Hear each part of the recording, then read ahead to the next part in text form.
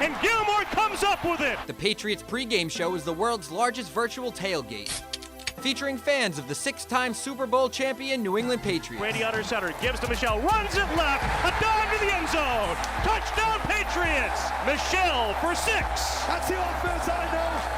That's the offense we love. Hardy, Paul Perillo, and Mike Dussault are here to do the grilling as your hosts. This week, the Patriots are on the road against the Houston Texans. James White cuts it under the right arm, cuts it upfield, driving forward, diving to the goal line. It's done A it. touchdown and a title for the Patriots. I can't believe it. Hardy, Paul Perillo, and Mike Dussault are here to get you ready for the game. It's football time, fellas. Let's get into it. Now, live from our studios inside Gillette Stadium, Patriots Nation, welcome to the Patriots pregame show presented by Dunkin'. I'd like to begin. Wow, what's going on in here? Hello. How'd that happen earlier this week? The microphones will warm up. Needs a minute. That's the word. It kind of happened. Destroyed this week. They were being replaced very If you talk sweetly to it, it'll happen faster. Wow. Yes. Okay. All right. You're good You microphone. got to wine and dine it a little bit. All right. I would like to A little something for the effort. begin the Patriots pregame show fueled by Duncan with a formal request that Mike D-Train Deuce Dussault never, ever again do the deuce thing during the intro. Okay. Or at any other Sorry. time. All right, I apologize. Really, at any time. It's too early. It's a Sunday. Unsettling. Okay. Please. My apologize. I beg of you. I took you to a dark place, and I won't do it again. Welcome into the Patriot. Oh, there we go. They're warming up. Welcome into the. I've never in all my years. Have you done much radio? Thursday, and Matt's in the process of replacing some of this stuff. Wow. Okay. All right. It's Mike Dussault, Paul Perillo, me, Hardy, LePen, and Morel, and everybody here.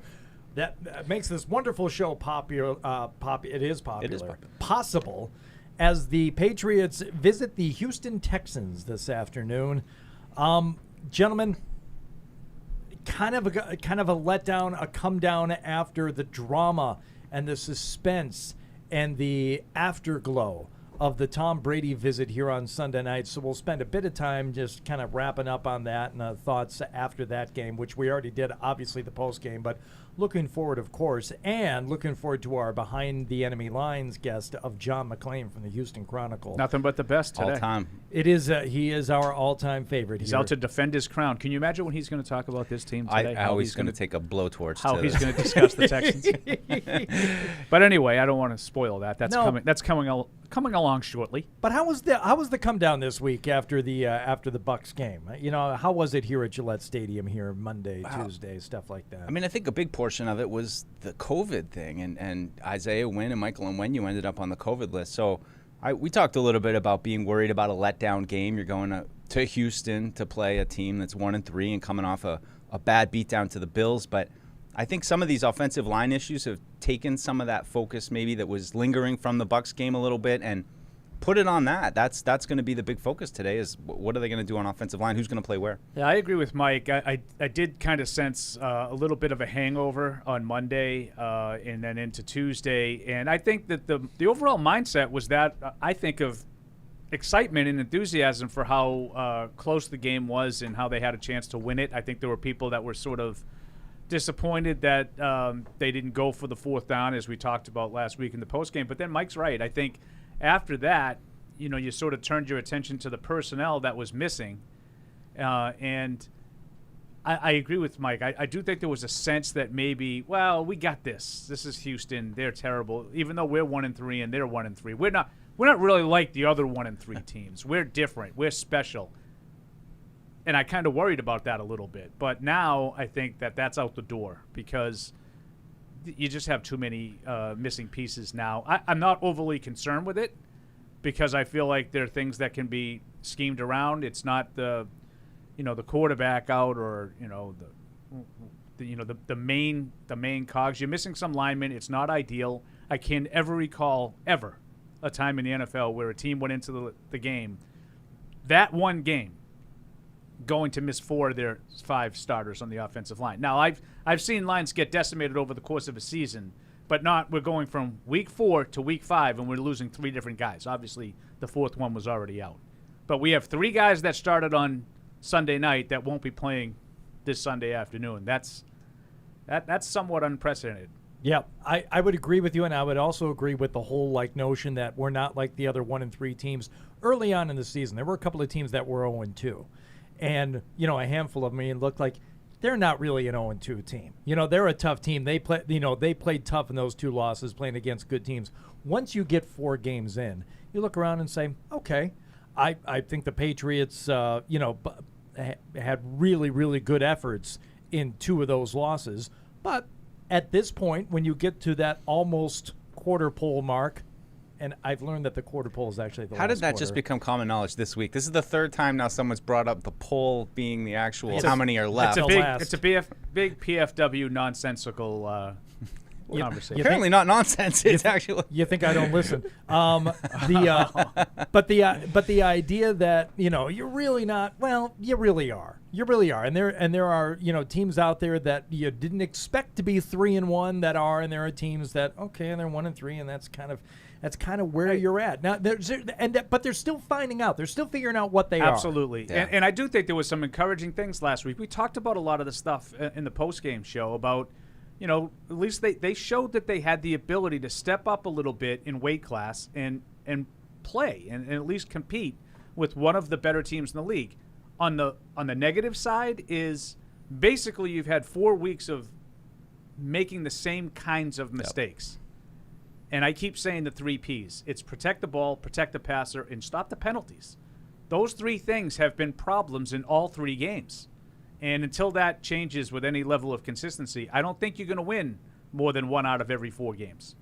Yeah, absolutely. I think Paul said it perfectly, that it's the mistakes, and can they avoid those mistakes? And they're certainly going to have to today. And, early in the week, it was a lot of a get-right game. I don't know what that means anymore. I don't know what right is. This is just win the game. This is just win, and you're being kind of thrown one of these unique football weeks where all of a sudden it's like you're going to have to play with a bunch of new guys. And I think Jalen Mills being out, too, on the other side of the ball is significant. That's one that kind of came out of nowhere yesterday with him being ruled inactive. So, we know Stephon Gilmore was traded. Not that anybody was thinking he was playing this weekend. But, again, your depth's going to be tested. You really have J.C. Jackson, Jawan Williams, Jonathan Jones, and Miles Bryant was elevated. So you got 4 cornerbacks. We'll see how they're able to do against a rookie quarterback. And I think that – the Texans, I don't think that they're terrible, and I think that they have some running backs that could maybe get going, though. I have a little bit of concern about those running backs, and just they have the right day against this defense, and maybe the front doesn't come with the same energy that they had last week in terms of stopping the run. Not that they were great at it last week. I thought they were better, but I think stopping the run's a concern, and I think that they have a nice little stable in their backfield that if those guys get going, I could see it being a close game. I love the phrase "get right" because I have my "get right" pills with me at all times. All right, before we get into any more keys, can we do the keys to the game, Deuce? Let's before do you it. start Oh, spilling, sorry. Before you start spilling your keys? Deuce. Why did you leave the keys up on the table? You wanted to. You've waited all week for it. The whole team's in the locker room right now just listening to this, waiting to hear what you're going to say. Without these keys, the Patriots are destined and doomed to fail. Here are Hardy, Paul, and Mike's keys to the game. Why did I steal your key to the game also? You have the key. You have the right one. All right. Keys to the game. Where are the Patriots right now physically in terms of their place in Houston? Are they in the locker room yet? Are they on the bus? Where are they, Paul? Yeah, they've been there. There's been some pictures. They're probably filtering into the stadium. I would think so. Okay, so They're pumping this over the loudspeaker, I heard, though, All right, so that so everyone makes sure that It's they an hear indoor it. stadium, too, which Yep. better acoustics. okay, so they're listening right now. Everyone's so just standing there, waiting, listening, looking up. let's give them the keys already so they can win. Paul, we're gonna start with your key. Okay, well, for me, I think going against the Texans defense that I think will give you some yardage. I think that they like to play kind of a soft shell zone, and I think that's one that would lend itself to the Patriots having some ability to move the ball. Now, obviously, the offensive line is a little bit in flux, so we'll see how that holds up. But I think the Patriots will get themselves in positions to score today. What Houston tries to do is once you get there, they try to limit you to field goals, and I think that's the key to the game. I know it's the key to a lot of games, but the Patriots have not been great in the red zone, and Houston tends to be a little bit tougher once you get down there. So if the Patriots can convert, especially early, get the first drive into the end zone, that the first drive they get down there, get into the end zone, don't give Houston any hope of hanging in this game. Converting in the red zone, I think, allows you to get the lead, create some separation, and I think that will be a big key to this one. Yeah, I like what Paul was saying, and I think it goes to Lovie Smith and kind of his history with the Tampa 2 defense. And I heard, Mac Jones say this week, I don't know if it was explicitly about this defense, but just saying generally that they do what they do. And I think that sums up the Tampa 2 defense. It's not like Mac saw that week 1 where it's a lot of disguise and walking around and all that. They kind of do what they do. So I like that in terms of the matchup. So, I mean, obviously the red zone's been a concern. For me, I just run the rock. Let's run the ball. I think they got to find a running game. I think that's, with the offensive line issues, I think early on, if you can get them going in the run game and let those guys, just get comfortable with the run game, establish some part of your offense a little bit. And I think a big key of it is are we going to see Ramondre Stevenson today? Are we going to see J.J. Taylor? Are those guys going to get chances? Because I don't think Damian Harris can do it all alone today. I think that he needs some help. I think that they need to expand who they're giving the ball to a little bit and really just take a new step with that running game. Show us something we haven't seen yet. If they're going to just try to rely on Damian Harris and Brandon Bolden today, I think it's not going to go easy like we think it should. Yeah, I mean, in terms of the offensive line, which we're going to talk a lot about, I don't know how much that really impacts their game plan today. What you say, Deuce, makes a lot of sense. Run the ball. You're not going to be able to have the pass protection there. They haven't had the pass protection before. So, really, how much difference could it possibly make? For me, the key is just about ball security and hanging on to the ball. This is a team that you should be able to beat if you play smart, if you play tight, and if you allow them to make mistakes while minimizing your own. So don't turn the ball over. Don't fumble the ball. Don't throw. And if by running the ball you can hold on to it, great. If that also means you are taking a lot of picks off the table by not throwing, into coverage, which presumably will be there from the Texans, but who knows? Just don't add to your – I don't know that you have much of an edge in this game, but don't do anything to nullify that by giving the ball back over. Play this game smart. Play it. It could be kind of boring. This could be a boring game with the way the Patriots attack it in terms of a strategy, because – the team that they're going up against, you think you got issues? We're going to talk with John McClain here in a couple of minutes.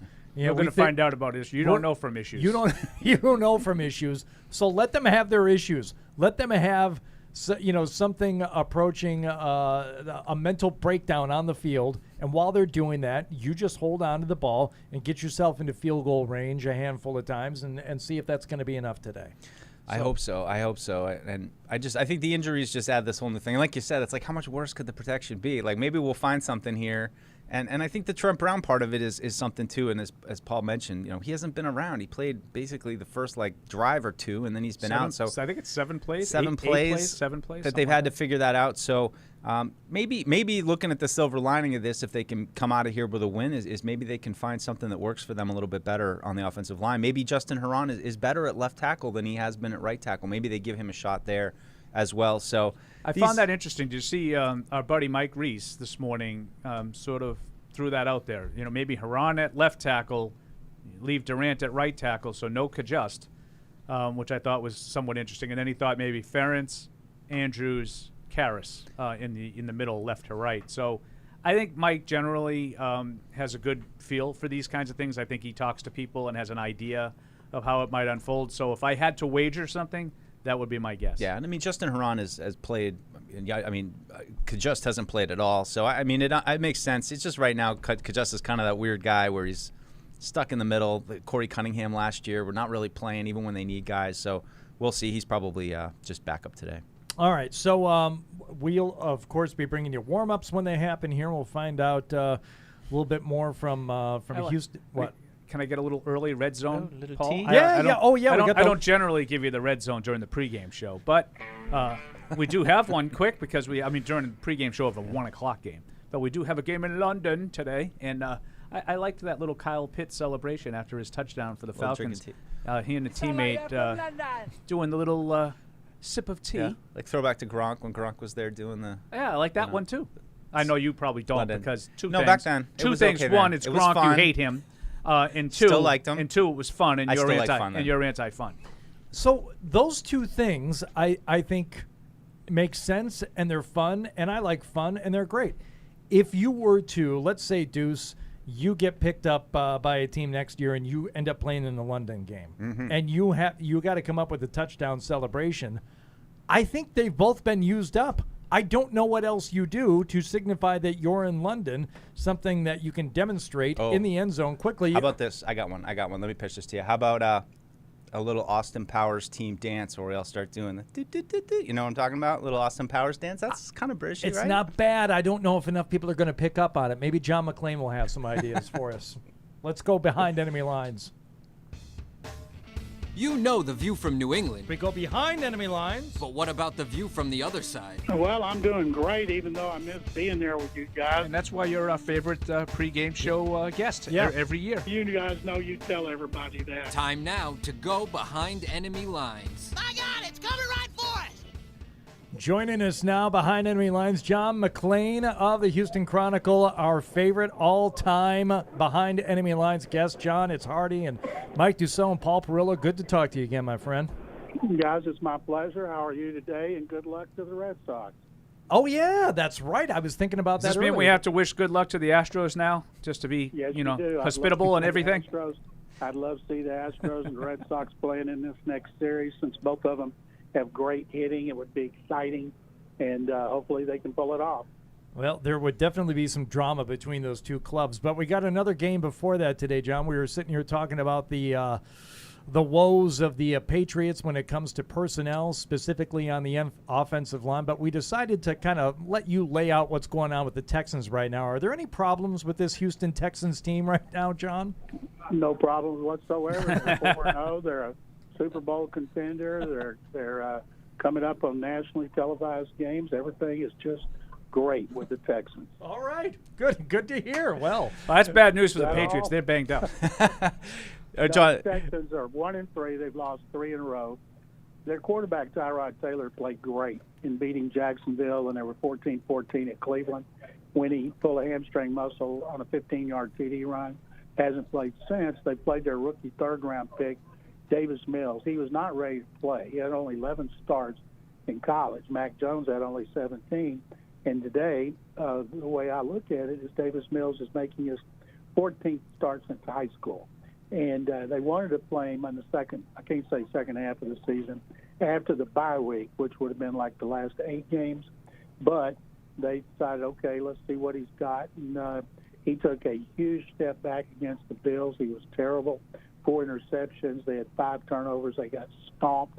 The defense played a lot better than it looks. It was 16-0 at the half, 19-0 after 3 quarters, and then they gave up 3 touchdowns in the 4th quarter. So the defense has played better, even though it might not be reflected in that score. But the offense, we can't move the ball. We could run the ball better than the Texans are. They can't run block worth a darn.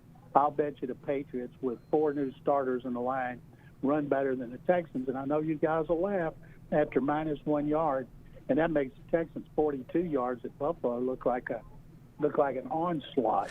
But you guys know Bill Belichick. If he does anything better this week, it's going to be run the ball.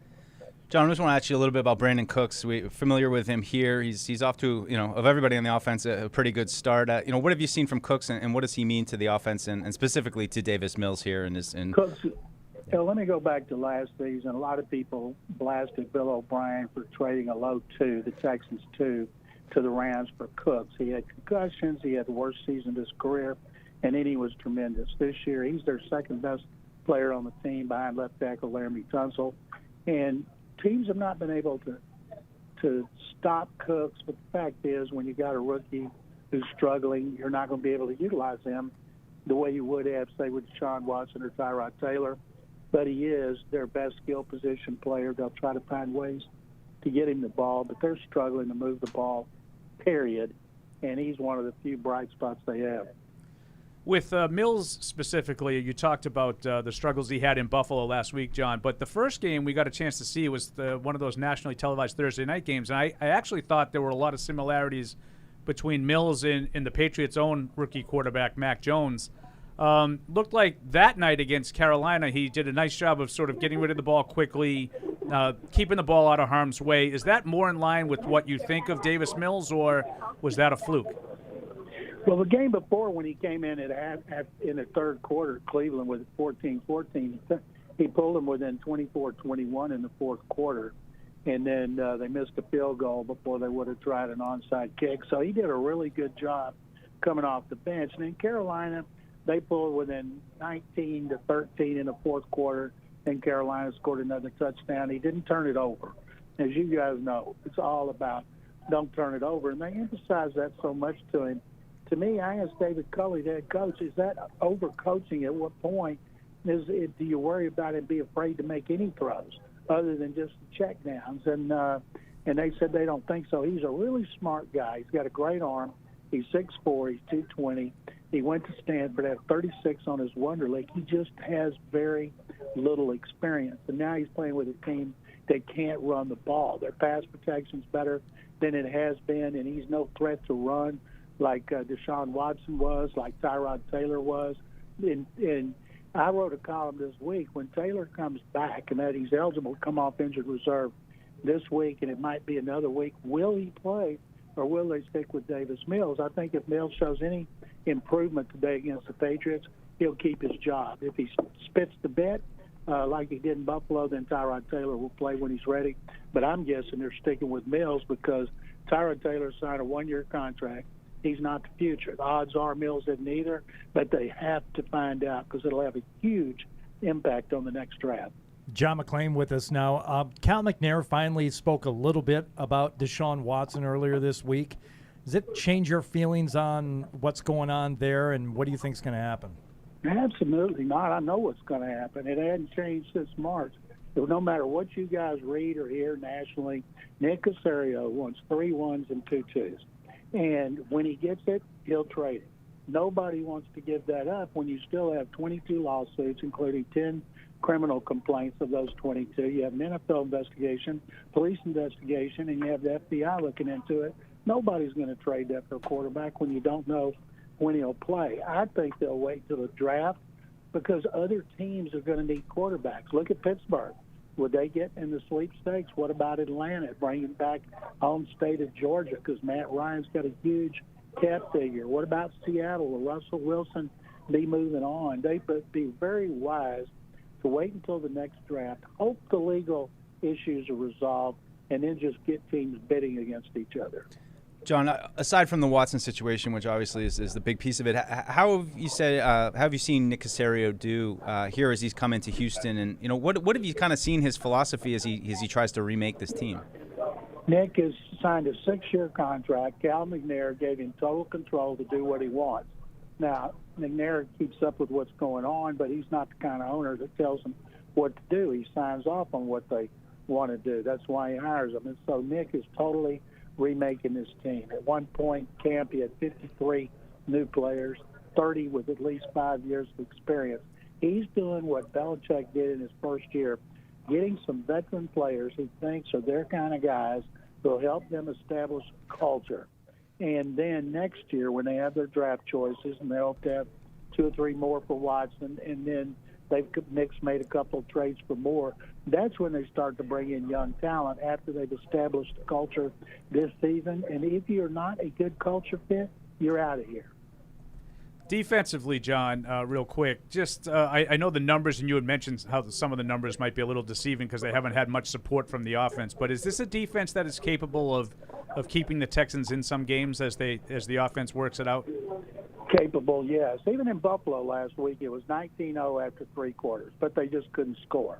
And they play a 4-3. First time they've done that here since since Wade Phillips was hired and Romeo Crennel replaced him. So it goes back to 2010. They like to try to get pressure with 4 guys. They drop 7. They play a lot of zone, play some man, play some kind of combinations. They have 1 pass rusher with more than 1 sack, and that's Whitney Merciless with 3. So I'm curious to see if Lovie Smith changes his style because of a rookie quarterback, then just play it the way he usually does. But I expect Mac Jones and Davis Mills keep throwing a lot of short passes, don't turn it over, move the sticks. All right, John, you probably remember we always do a score prediction with our Behind the Enemy Lines guests. So you got one for us for the game today? Well, I made my first prediction before I knew that all those linemen were out. But I think I picked it 23-16 for the Patriots, so I'll stick with that. Okay, that sounds fair enough. Always good to talk to you, though, John, and hopefully you get a chance to watch some of the Red Sox and Astros. Astros play today also? Astros play tonight, and then when I come back up here, I have 2 TVs right above my head. Both of them will be on baseball. Guys, thank you very much. So that's in the John McClain portion of the suite. He hung and he's out. He's out dropped the on mic. us. He dropped the mic. Little surprised that he was not as negative on the entire picture in Houston as I thought he might be. No, but he brought up a good point in that Week 1 game. You know, the Texans were a team that were supposed to go 0-17. You know, like the Raiders were supposed to go maybe 1-16. If Tyrod Taylor were healthy, and Mike and I have been talking about this all week, this game would be scaring the crap out of him. Oh, my God. If they had a capable, not a great, a capable veteran quarterback who was capable of moving the ball and avoiding mistakes, I'd be worried about this game. I just don't see the rookie quarterback who's limited with no running game in a defense that I think is soft. I think John McClain is being kind to his defense. Yeah. I think it's a soft defense that will allow yards. The easy throws that Mac Jones has been feasting on for 4 weeks will be there today. Yeah. And that's why I don't have that concern. I really like the point he brought up, too. Something I thought about during the week of, they've been a 3-4 defense for a while, different personnel. They're kind of in that weird transition year where they're kind of taking their defense, turning it over, going to a new scheme. And I think some of the pieces don't just quite fit right now, and I think that's part of the reason you're seeing some of the struggles. Yeah, and look, I like Tyrod Taylor when he was in Buffalo. You know, I thought he actually showed something, you know, for early on. He has some ability. I don't think you can win with him, but I think you can compete with him. Oh, yeah, but you can win. You can compete. Sense. Yes, you can compete and win some games. You're not going to win it all when you say win. But I totally get you. So I wonder if John too is feeling like, okay, why just restate the obvious when it comes to the Texans and the issues that they've got going on right now? I think he's more inclined to really beat up on a team when they're making dumb mistakes and they're doing dumb things and they kind of get what's coming to them.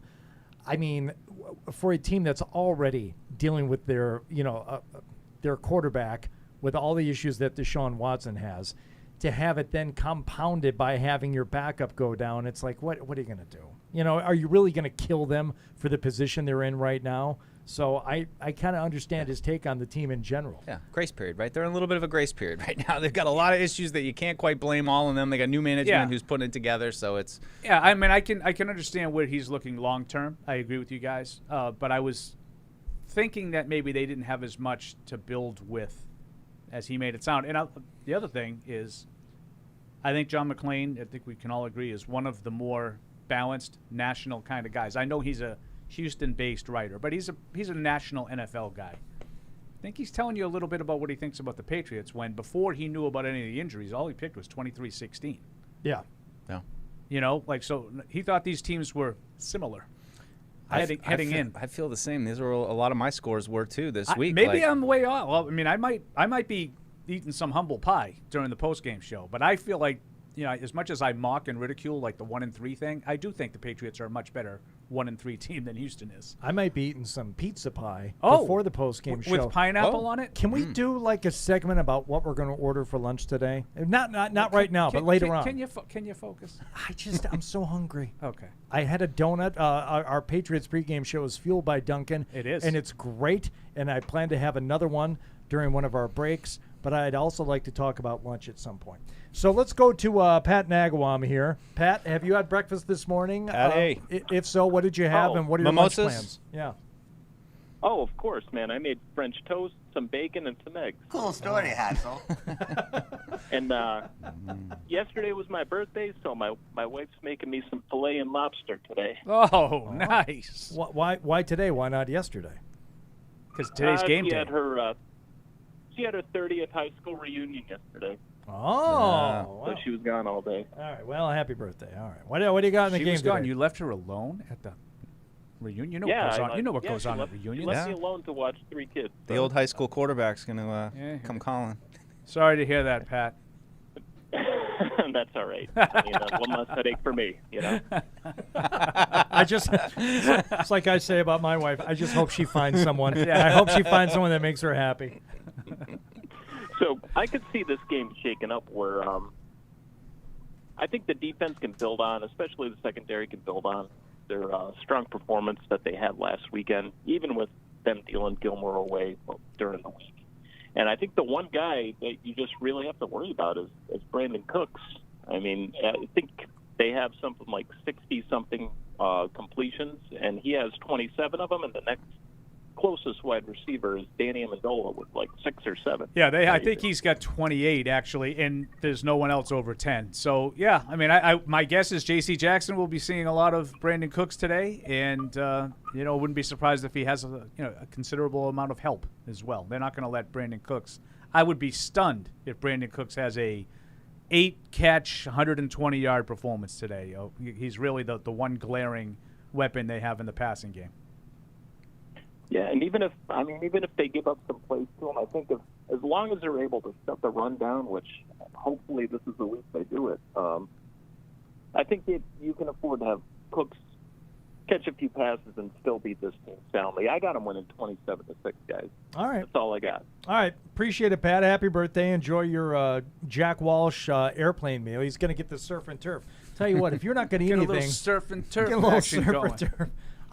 I don't think you're taking me seriously. These things go down. I can't fly. These things go down. I think I'm taking it very seriously. You don't think I've seen your act before? Who do you think you're dealing with? An amateur here? Settle in. Never get up, mingle. Come fly with me. I'm playing the part of Paul right now. I'm sorry, what is the reference? Midnight Run. I watched a little of that the other day. Better class of people. Your class of people. Probably all embezzlers, too. I said it. My wife put on Midnight Run this week, and I said, this is a movie that everyone I feel like I know has seen a million times, and I've seen it once, and I don't have the quote knowledge to compete right now. Do yourself a favor. Watch it 3 times next weekend. Okay. And then get back to Assignment us. taken. Seriously. Get back to us before the Cowboys game. You could just watch the Yaphet Kotto scenes and walk away fulfilled. Hey, Agent Foster Grant. Thank you, Walsh. Let's go back to the phones here. We'll go to Scotty in New York now on the Patriots pregame show, fueled by Duncan. Hello, Scotty. How's it going, guys? Hey, Scotty. So I was wondering about with the offensive line issues. I was wondering, as a former offensive lineman, I know it's much easier to run block than it is to pass block. So I was just, do you think the Patriots are going to go into this game really honing in on the run game, or are they going to try to keep the same balance that they've tried to have the rest of the year, even though the run game hasn't really been there? Yeah, well, I'd like to see some balance compared to what happened last week, and I think a lot of that is just due to some of the depth issues, the fumble issues, those things they've painted themselves. I don't want to say they painted themselves into a corner because it's by choice to not play these guys, but it does sound like Ramondre Stevenson is warming up on the field and perhaps a sign that he could be active today. But this could be one of my greatest calls. Oh? If this running back thing goes the way, like I sort of threw it out there, like just throwing it against the wall, and all the running backs are active today, and the reason why Stevenson wasn't last week was because they knew they weren't going to run the ball against Tampa Bay. Yeah. Be one of those solid, just pull it out of my backside. But yeah, I think so. I mean, I think that the 2 run games, that's what scares me about Houston. And you know, John was not too high on the Texans run game, but I still think that it's one of those things where those guys have a good game today against this defensive front that's been up and down against the run, and they start to have some success on the ground. That's the way I see this game being close and being a little bit hairy, is if the Patriots allow their run game to get going. And I just think they need to be balanced. I wouldn't overdo the Patriots' offensive run game. I think they need to be balanced. I think they need to use the tight ends and continue to make strides in the passing game. But it's about 3rd down and 3rd and short and not being in 3rd and 8 because you can't run the ball. And that I think is the biggest recipe for disaster is putting Mac in 3rd and longs and making him have to rely on his pass protection.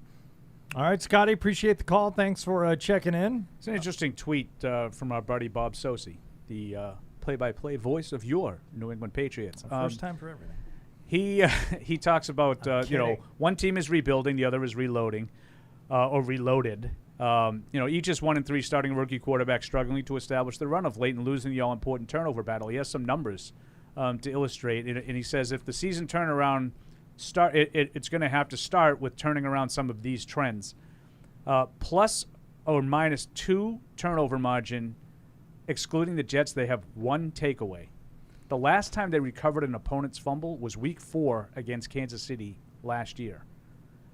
Also says They have 274 rushing yards on the season, which is the lowest four-game total, any four-game total, since 2005.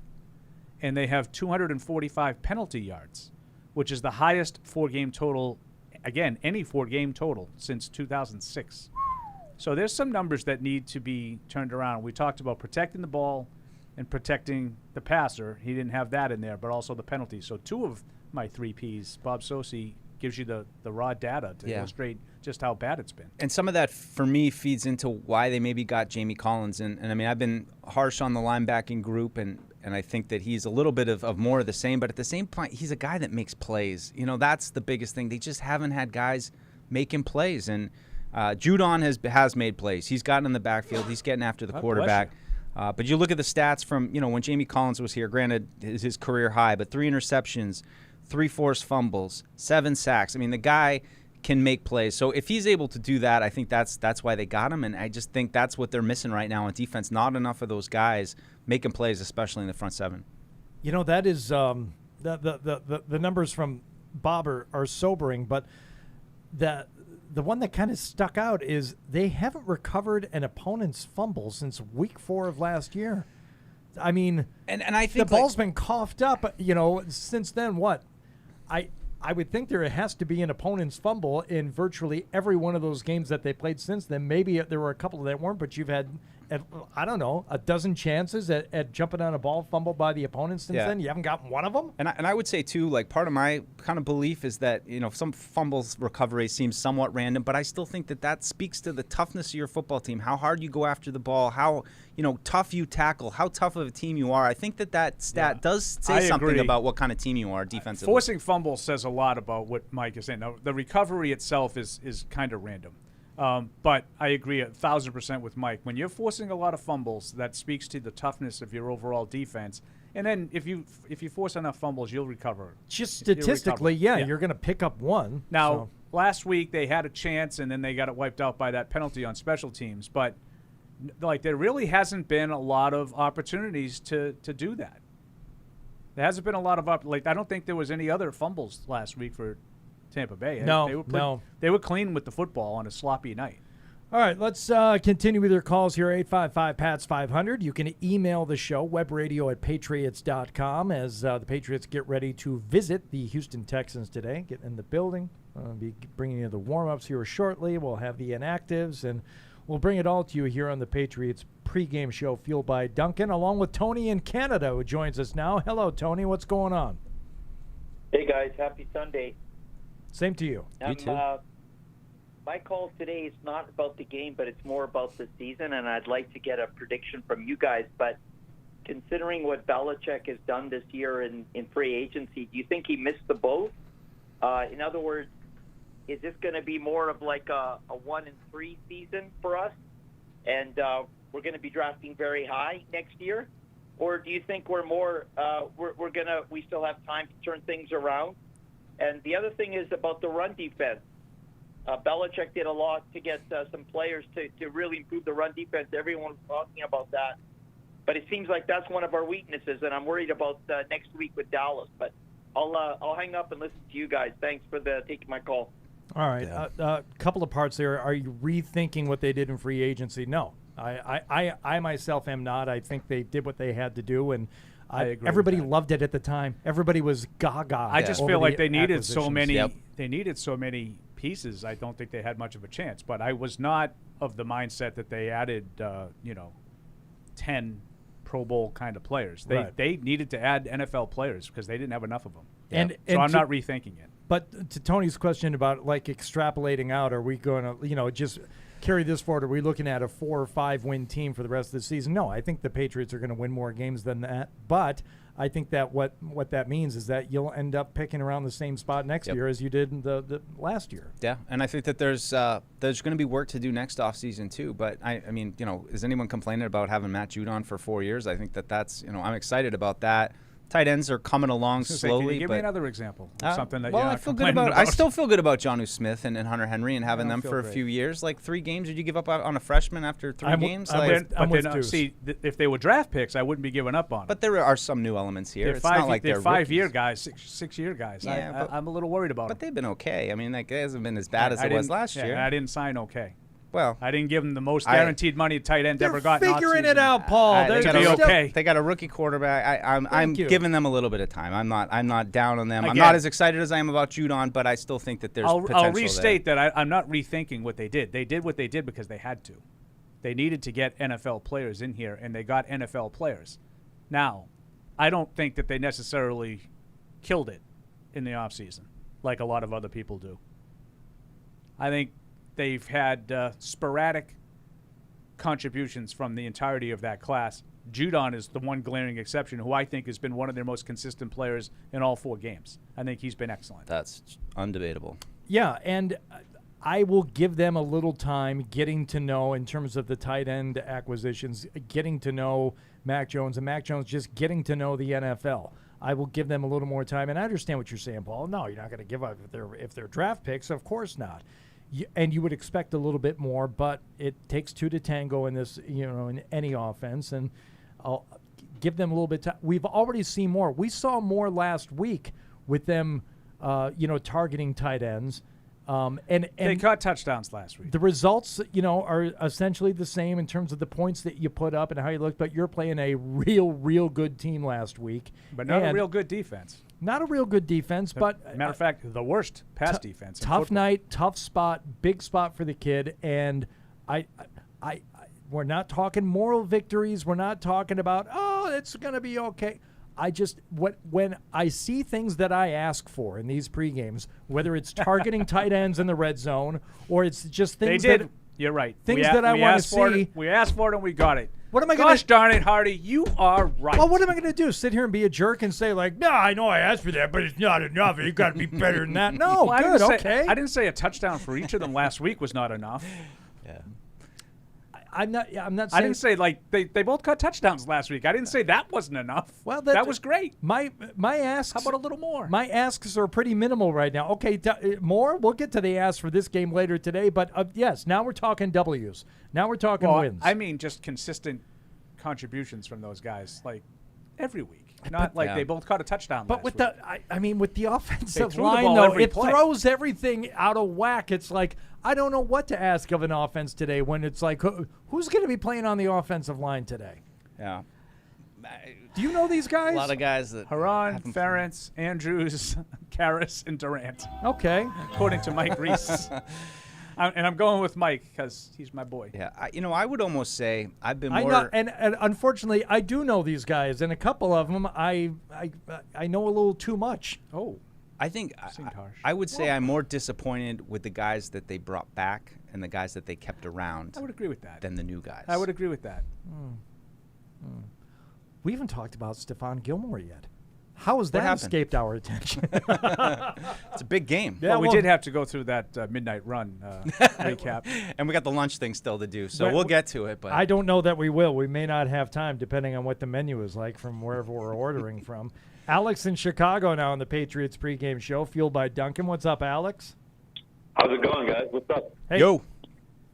Hi, guys. So I saw the about the line all week, and I personally didn't think anything of it, just because of how badly the line was playing up until now.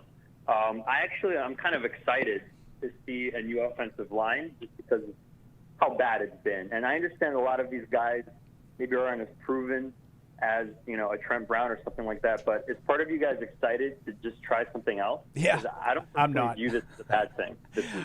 I hear you. I mean, I get hear it. you too. There's a part of it of just being like, you know what, you guys stink. Let's just get a bunch of new guys in here and see how they do, because how much worse could it be? I that'll probably last till about we see Mac just get absolutely smoked off of the edge, and then I'll be all right. I'm over this.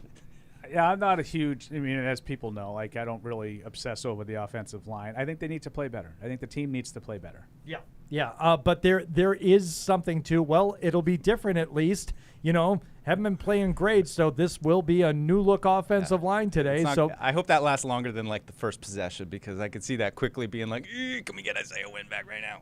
yeah, William in Pennsylvania now on the Patriots pregame show. Hi, William. Hi, how you doing, man? Good. Hey. All right, Mike, I don't want you, Mike, don't just stay where you at as far as the linebackers. As you said, you're being hard on them. You should be hard on them.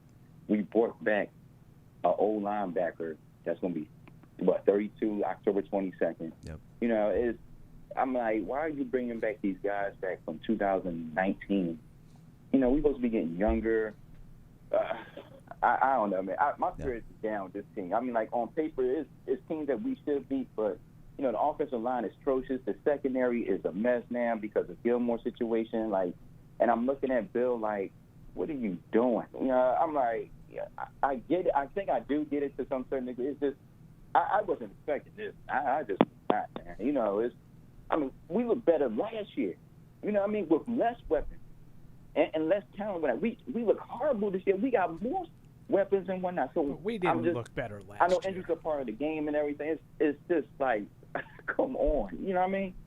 I do not agree that they looked better at this point last year, William. I hear the frustration, but we didn't look better last year. Real quick, the inactives are out, most of which were already declared out. Jalen Mills, Devin Asiasi, Shaq Mason, Sean Wade, Ronnie Perkins, and J.J. Taylor. So You ain't playing, guy! My little thing was right. My theory did not come to pass. Well, not with that, but it doesn't mean they're not going to run the ball a ton. But it would have been nice. No, but I thought that the only reason why the running back situation was the way it was last week. You specifically mentioned J.J. Taylor. I thought they would all be active this week because you took one out in James White, and yeah, I figured they'd all be active. Then you were right about being wrong. Yeah. So Stevenson back. Jamie Collins will debut today. Very hurt. You know, Kyle Van Noy was dealing with a groin injury this week and was limited, didn't practice one day, so he will play. Jawan Bentley was out last week, so he is back. So I think those are some good things. Getting Collins and Stevenson, two new guys, some fun maybe to be had there. Let's talk about Collins. Let's talk about Steph Gilmore as we continue here in just a moment on the Patriots pregame show. It's fueled by Duncan, and we are very, very proud to have Bose on as the official sound and official headphones of the New England Patriots and the NFL. Bose Quiet Comfort Earbuds. Shh. Rule the quiet. Learn more at Bose.com. TouchView Interactive is here to support your hybrid learning, distance learning, and video conferencing needs with easy-to-use tools that allow end users to collaborate, interact, and present seamlessly. TouchView Interactive offers a comprehensive line of accessories and software to support your audio-visual needs. Outfit your classrooms and presentation spaces with the future of interactive display technology. Visit touchview.com for more info. Offered by the Oakers Company, celebrating 100 years of service and support.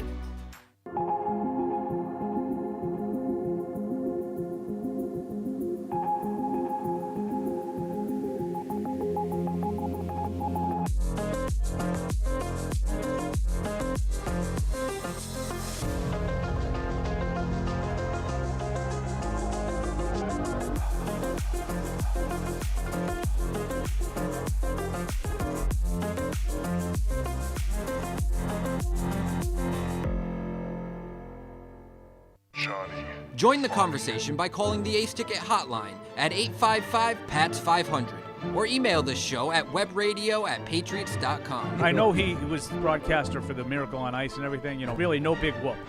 I'm doing the Patriots pregame social right. Live from our studios inside Gillette Stadium, here's Hardy.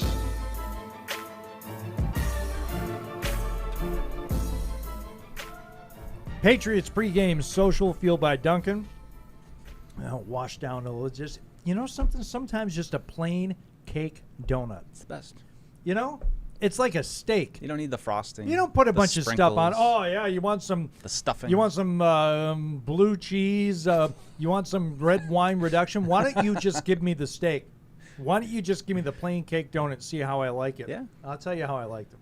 Delicious. They're great. They're great, especially at our sponsor, Dunkin'. You know, nowhere better. Oh, no. No. The other plain cake donuts you wouldn't use as a hockey puck. These, I put out on the Thanksgiving All right. dinner table. That's the Duncan tape right there. Please help yourself. Delicious. So Jamie Collins back. Deuce, your big defense guy.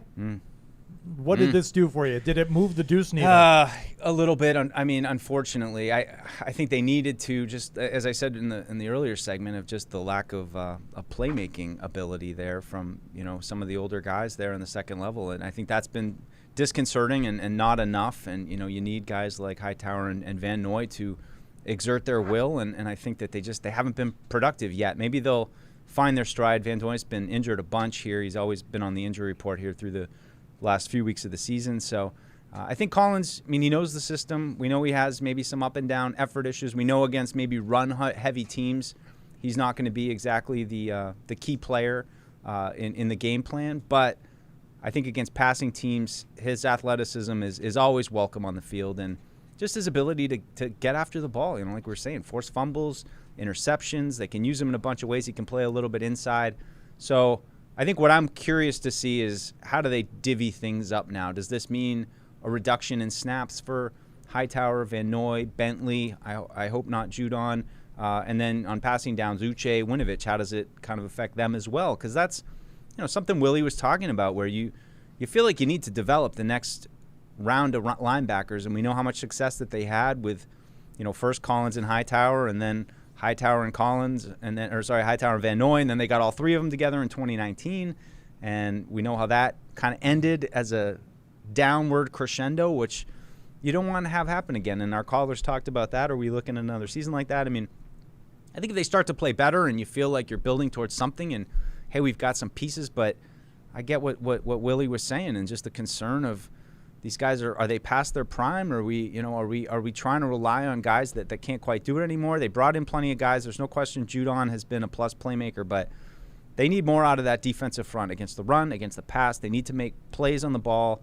They need to make plus plays behind the line of scrimmage. And I think generally they're just kind of getting pushed around a little bit. Passing downs, they've been okay. They know how to line up. They know how to disguise, and I think they had some success with that last week against Tom Brady and the Bucs. But it needs to be better. Hopefully Collins into that mix maybe makes a little bit more playmaking happen, because I think that's what they badly need. You think it's just injury stuff with Kyle Van Noy right now? Because it's not like he has been terrible. There are certain times when you look at him out there and it's like, just maybe, and it could be positioning. It could be, some of the zones that they're playing where it looks like he's not as involved as he used to be. But, I was happy to have Van Noy back, and I thought he was going to be, instrumental in the defense maybe taking a step forward this year. And so far, he hasn't been a liability by any means, but I haven't seen him be that impactful either. Yeah, and I don't usually love to throw stats on the show, but I thought that this was a little bit telling just in terms of production. Hightower and Van Noy, they've blitzed them 14 times over the first 4 games. They produced 1 sack and 4 pressures. All right, so that's 14 times for a sack and 4 pressures. You look at Uche, who granted has been a part-time player, and Judon, they've been blitzed 13 times, so just 1 less. They produced 7.5 sacks and 14 pressures. So just the disparity between what those two guys are doing, and one of them, albeit in kind of limited snaps, and what now. Granted, they're asking Van Noy and Hightower to play every down and do a lot, but it's they're just not producing. I was going to say that I agree with the first part, but not necessarily the correlation. But I'm with Mike 100%. Like the one thing that is sort of bugged me a little bit is how we felt about this linebacker core with Hightower, Van Noy, and now Collins being part of that, and what's actually happened in the 4 games. Right. Yeah, I mean, I think you hit the nail on the head when you talk about the differences. Those are those PFFs thing. You get the percentages. Yeah. Uche, he got there a couple of times. That makes his number look a lot better. With back-to-back sacks in a 25-6 game, it makes the numbers look a lot better. I have been really surprised that that linebacker group as a whole hasn't had a lot of those instances where, a guy loops around and comes right up Broadway down the middle. We saw Juwan Bentley do it in the Jets game to help cause the first interception for Zach Wilson. Haven't seen enough of it, though. Been a little surprised at that. I think Mike makes a really good point about the whole core of linebackers. DF and SF, this is Douglas Fox in San Francisco, says, am I the only one who wasn't that disappointed when Collins left? Despite his undeniable athleticism, I remember mediocre tight ends wide open on seam routes. I like routes instead of routes.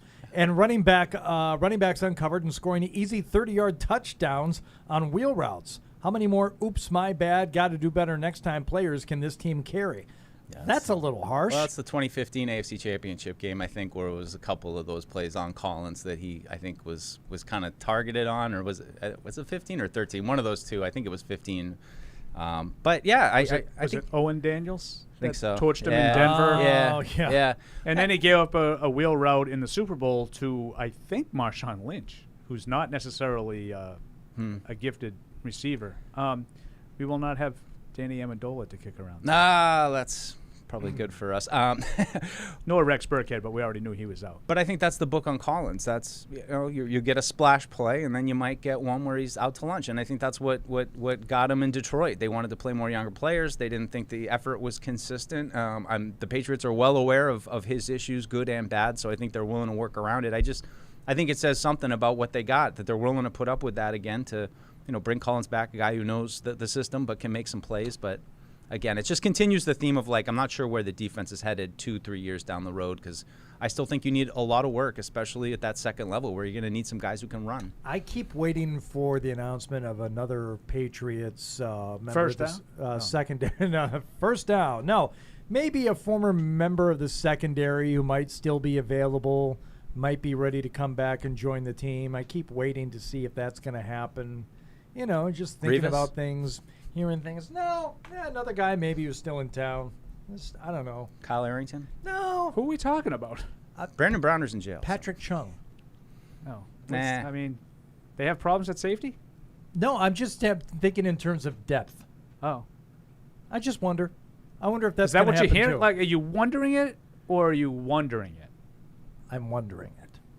I don't know which one that is. Well, do you think have you heard stuff? You talking to your boy that you may or may not have an in with? I hear things. Yeah, I don't really think that would do much to move my needle. It's one of the only kind of positions I feel okay with Phillips and Duggar right now. I kind of like those I think three they can kind of safeties. do what they can do. Yeah. I think it's the cornerbacks that's Corners. Which going back to they need April, cover guys. Before we get to over-unders, we were talking about Jamie Collins, and obviously, again, when you came back into the room, did it move the Perillo needle? No, that move? Yeah. No. Oh, okay. All right, well, let's get to the over-unders then. It's time for this week's edition of Over-Unders. You're over me? When were you under me? Over-unders, Matt Morrell, what happened last week? What are the season totals? Sorry, I'm all messed up over here. Season totals last week. Paul, 4-2. Nice Mike, 2-4. Hardy, 1-5. So I didn't do well last week. Is what No, you're you saying. did not, sir. All right, that's okay. That's okay. On the season, however, Paul, 16-8. Mike, 11-13. Hardy, 7-17. Okay. I have a feel for the team. He's running away with it. That's all right. Deuce, you're going to lead us off here. What is our first over-under on today's game, Matt? Patriots quarterback hits allowed, 9.5. I frankly take issue with the question. I'm gonna say under, just the power of positive thinking. If they let Mac Jones get hit 10 times today, I'm gonna be very upset. Yeah, they've been hit 10 times pretty much in every game, but I am also going to take the under. And the reason for that is I think you're going to run the ball a lot today and keep him out of harm's way. A lot of quick throws with that soft zone. A lot of quick stuff is going to be available. You guys under. You guys are cute. Over. Don't overthink it. It's over. I'm cute at 16-8. You're cute at 7-17. I'm just cute in general. You can't handle it. I don't think you're ready for this jelly. Damian Harris rushing yards, 69.5. Oh, it's Pauly me. Paul? It's me, right? I'm going to take the over for the same reason I took the under on the quarterback hits. I think you're going to get a lot of Patriots running the ball today. Yeah, I think they're going to run the ball a lot, but I also think that Mac Jones is going to get hit a lot, so I will go over. I don't see the two as being mutually exclusive. I'm going to take the under. He's going to get hit on balls that he hands off, which is not unprecedented. That happened against the Jets. We're not talking about the number of handoffs. We're talking about rushing yards. Damian Harris could scoot loose and go over and on them 2 runs. Oh. You didn't think about that, did you? No, but I also don't think that's possible. What did you take, Deuce? I'm sorry. I'm going to take the under. The under. Yeah, I think it's gonna be a little balanced. You're and a little negative like that. I think get it's it. gonna be balanced. Ramondre, work him in. I think it'll even things out a little bit, and I think they'll both have maybe around 120 yards combined. Here was a fun one from Matt LePan. Number of offensive linemen used today, 7.5. Ooh. Hottie? I don't know. What do you want? I don't. Does that include tackle eligible 10, plays? 3, 4, 5. So you'd have to sub out 3. I'll go over. I could see them using 8. Yeah, sure. How long has LePan been trying to get an offensive line question into the He shrugs. I'll take the over. I think this 5 is going to play wire to wire. Why? I don't know. So you're taking the under then? I mean the under. Sorry. Yes, correct. Yeah, I'm taking the under as well. I don't think 3 subs during the course of the game. Now, can I get a clarification on this? Like, if someone comes in and, like, Justin Herron is an eligible receiver as the extra tight end, that doesn't count, right? We're talking about lining up. Oh, that counts. With the 5. Right. That's what I said. One Tackle of the eligible 5. plays. One of the Right. 5. LePan says it counts. I'll stick with the under, but it shouldn't count. All it's going to take is what are the odds that one of these guys, playing wire to wire, one of these guys is going to go down and have to sit out, not a game, but even just a series. I'm going to have to jump. Okay. Kendrick Bourne receptions, 2.5. Paul, answer these 3 first. Oh, wait, why do we have to rush it? Okay, we won't got rush it. another We'll hour go to back. kill. We'll go come back to it. We don't do anything quick on this show, Morel. All right? Except for take breaks. Yeah, but no, we'll just take our time. We got plenty of it. You're welcome to join us, too, 855-PATS-500. We normally don't. Intermission? Are we on an intermission now for over-unders? Can I reset my brain? I can get off of that? Go ahead. Okay, good. Yeah. Thank Is there? I thought there was something you wanted to reset with. No. Oh, God, no. No. All right, we'll go back to the emails. Then we'll check in with Joe in Florida here. He says, guys, my guess is that this will be one of the quickest games. Oh, from your lips to God's ears, Joe. My guess is that this will be one of the quickest games played in the NFL this season. Runs, including short passes for runs, will be 2-1 to pass plays on both sides of the ball. I expect this game to be over by 3:45, maybe earlier. Wow. Oh. Imagine we get done with the post-game show by pre-6 p.m. That's asking a lot. I'm not going to ask too much. This is a 1 o'clock game. We can manage these ones. Do you get this question leaving the house every day for these long Patriots game days? When are you going to be home? Like, you know what? I've been doing this for years now. You know it's a 1 o'clock game. You know what time I generally get home. You know, that for the late games, I'll see you in the morning. Yeah. You're not going to see me when I come in. So today I thought about it and I said 6:30. Whew, optimist. Okay, so it's a 2-hour post-game show. I'm thinking we're wrapped up maybe a little bit before 6 p.m. Home by 7-ish?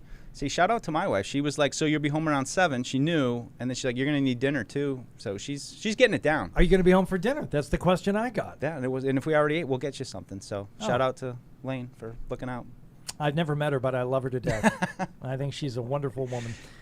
She's the best. Okay, so Joe, yes, I think that has a real possibility today. But for the strategery aspect of it, running the ball a ton today, yeah, that'll make the game go by fast. All right, Alan, Italy, please give Hardy some foods. Okay. It seems like the Pats are favorites because the Texans are not very good. That's what I've heard all week. But can you tell me what we do good? Other than some flashes here and there, I really don't see a team that does good things. That's a way to put it. I would just say I think I want to see this team play a game where they don't kill themselves with penalties and turnovers, like you said, Hardy. Like I haven't seen, other than the Jets game, where the Jets just kind of handed it to you with 4 interceptions, and that was the big part of it. Like, even though they have been killing themselves with penalties so far this year, this is what I mean. We're reverting back to Patriots capital P 20-year mindset of this team when you're talking about Texans aren't good, so the Patriots. And not that we're penciling in wins. We decided early on this season we weren't going to do that. But some of our suppositions about this team, really don't hold true. Sosi's, tweet earlier about some of the numbers through 4 games. They're very uncapital P Patriot-like. Right. And that's what I think it's. We're not relying on the past and looking at this Patriots team as like just a continuation of the Brady Pats and they were awesome and they're just going to roll bad teams. It's just, for me, it's about clean football, and that's what I came to expect. Not that they would be awesome and just dominate everybody because they're that much better, just that they wouldn't beat themselves every week. And I think in the NFL, that's worth a lot. A team that doesn't beat themselves, that doesn't fumble the ball, that doesn't take dumb penalties. I mean, those are the things that I came to expect and which I expect from the team, no matter how talented they are or aren't, or rookie quarterback or whatever it might be. Just don't beat yourselves. And I think until we see that game where they just, hey, they're capable of keeping the quarterback clean, how can you really say you know anything about this Patriots team? Now, if it continues, then you're just going to say they're a sloppy team. And they're one of many sloppy teams in the NFL that are going to have bad seasons and not make the playoffs. So I still expect that to get turned around, and I would have said this week, I start with the offensive line. Like, I felt like they're too talented to continue playing that badly. Now that's out the window just because they got a whole bunch of new guys, and so I still focus on the front seven, and I'm not assured that those guys are going to recapture the magic and it's going to look like early 2019 all of a sudden, guys flying around making plays all over the place. So there's no question. They still have to prove and figure out who they are as a football team. I mean, let me throw something out there in terms of the game plan today. As we're all just kind of it's going to be a lot of running the ball. Got to protect Mac Jones. We don't have much in the way of an offensive line. And it makes me want to say, well, that means the Patriots are going to do the opposite. Everything is pointing toward them running the ball, keeping Mac healthy. Yeah, and I'm not talking about. Nope, we're going to build a wall. We're going to figure it out, and we're going to make him drop back and go to his second and third read. No, I don't mean that type of a passing game, but I mean the quick screens and out to the flat and incorporating your tight ends early and often today and quickly. And if it doesn't work, maybe you get away from it. But from the jump, especially in that first drive, wouldn't it be crazy if they just went out there and we're not going to run the ball at all? I know that's what everyone is thinking we're going to do, but we've got these quick passes that are glorified run plays, and we're going to do that instead today and throw everyone's expectations off, and most notably the expectations of the Texans defense. Yeah, it's a great point because what have they been best at offensively? No huddle, hurry up. They came out last week and did it right out of the gate and moved the ball out of they short-circuited themselves and unfortunately ended up having a punt. But I think what you saw throughout the preseason when they come out in the second half running no huddle with Mac Jones, I don't think it's like, hey, we're just going to line up and run because I don't know if they're good enough to. I think that they need to be able to have some kind of balance, keep Houston on their heels a little bit at least, and not be able to totally play the run and sell out against the pass. So I think it will be more balanced. I don't think if anybody thinks it's going to be all runs, but they're going to have to throw the ball too. They're into the fourth quarter in London where this is about the time the Falcons start to blow it. 20-9 with 12 minutes left in the fourth quarter. This is when all of a sudden the Jets get hot. And let's see, 16 plus 7, 23-20. Actually, let's give Atlanta a field goal, 23. Jets kick a field goal to win it. We got 26-23. Seems like how it's going to play out. Have you been to London, Deuce? No, I haven't actually. No, I've sat in the airport for a few hours. How was that? A couple of times. Nice. Real nice. Did you pick up any potential touchdown celebrations during that stay that you could incorporate now? Or and you mentioned something having to do with Austin Powers, which I think is a great thing to go to. We know of 2 touchdown celebrations in London that we can think of. The sipping of the tea that happened today, Gronk doing the the guards outside of Buckingham Palace march across the end zone, but beyond that, London Bridge is falling down. Is there any kind of thing with that? Remember London Bridge is okay, so maybe you join hands. Do you remember that when you as a kid? Yeah. Well, okay. We got another one. That's it. You just did it. London Bridge falling down. Okay, the guys who are playing in the NFL, Morrell shaking his okay, left and right. Shake your head at me again, and I'm out of this chair, and then there's going to be some furniture turned over. Play Quidditch, have a wand fight. A wand fight. Come on now, Matt. Let's keep it PG. Do guys who are playing in the NFL now say who were born in 1998? Oh man. Okay. That makes me feel old. Did they play that London Bridge is falling down game like you and I did when we were kids? I don't know if I ever played it. I probably watched my sisters playing it. I don't know if I ever held the bridge thing. I don't remember the rules of the game. I need a refresher course. I'm not. You're looking at me like you could stand up right now and do the whole London Bridge is falling down routine, no problem. I think Paul and I could do it for you, and I think during the game today we will. Paul and I will raise our hands together. We'll do the London Bridge is falling down, falling down, falling down. And then once you come in, and then we drop our arms, and then you're locked in there, and you take the keys and lock her up. Lock her up. You remember? Yeah, you remember. This is a whole celebration for That's the touchdowns. celebration. We found it. That's what happens next. No, not Eiffel Tower. That's something else. This is London Bridge. This is different. How was your chin wag with the flagship there, Paul? They continue to bill me as a high-ranking official, a member of the organization. I don't really like that. Let me tell you something. I'm the lowest high-ranking. It's an old radio adage. I know. The audience only knows what you tell them.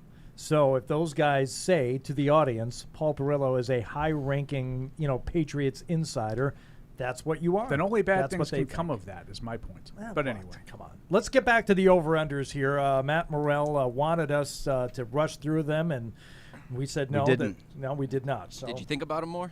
No. I've been thinking about London Bridge. Hence the 7-17 record. Wow. Oh. Cool. Now I'm going Here's in. to you. Kendrick Bourne receptions, Morrell. 2.5. All His right. turn. So Mike's turn. So it's back Mike's to me. Yeah. Yeah, I think Kendrick Bourne has come on a little bit. I'm going to take over on that. All righty. Paul. I'm, sunshine.com for a reason, so I'm going to take the over just because I tend to look at things in a positive light. The most inappropriate nickname ever for a person. Paul Perillo, sunshine.com.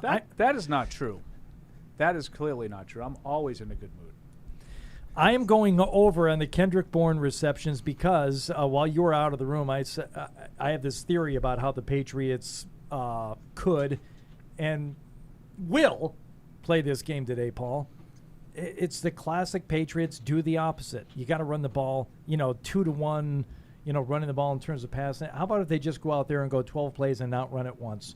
And just quick passes, glorified run plays, screen passes, utilizing the tight ends right away. I could see that. I mean, seriously, just they went hurry up almost the whole game the other night. That's what Deuce said, and it's like, what? Why not? I mean, seriously, if you are dealing with a makeshift offensive line and you can't pass protect, that means they can run block instead? No, it's it's another skill that still requires something. So what's the easiest way around it? Quick passes, and I'm talking like 12 in a row. They're not going to run the ball at all, at least to start. Hell, Kendrick Bourne could go over 2.5 on the first drive.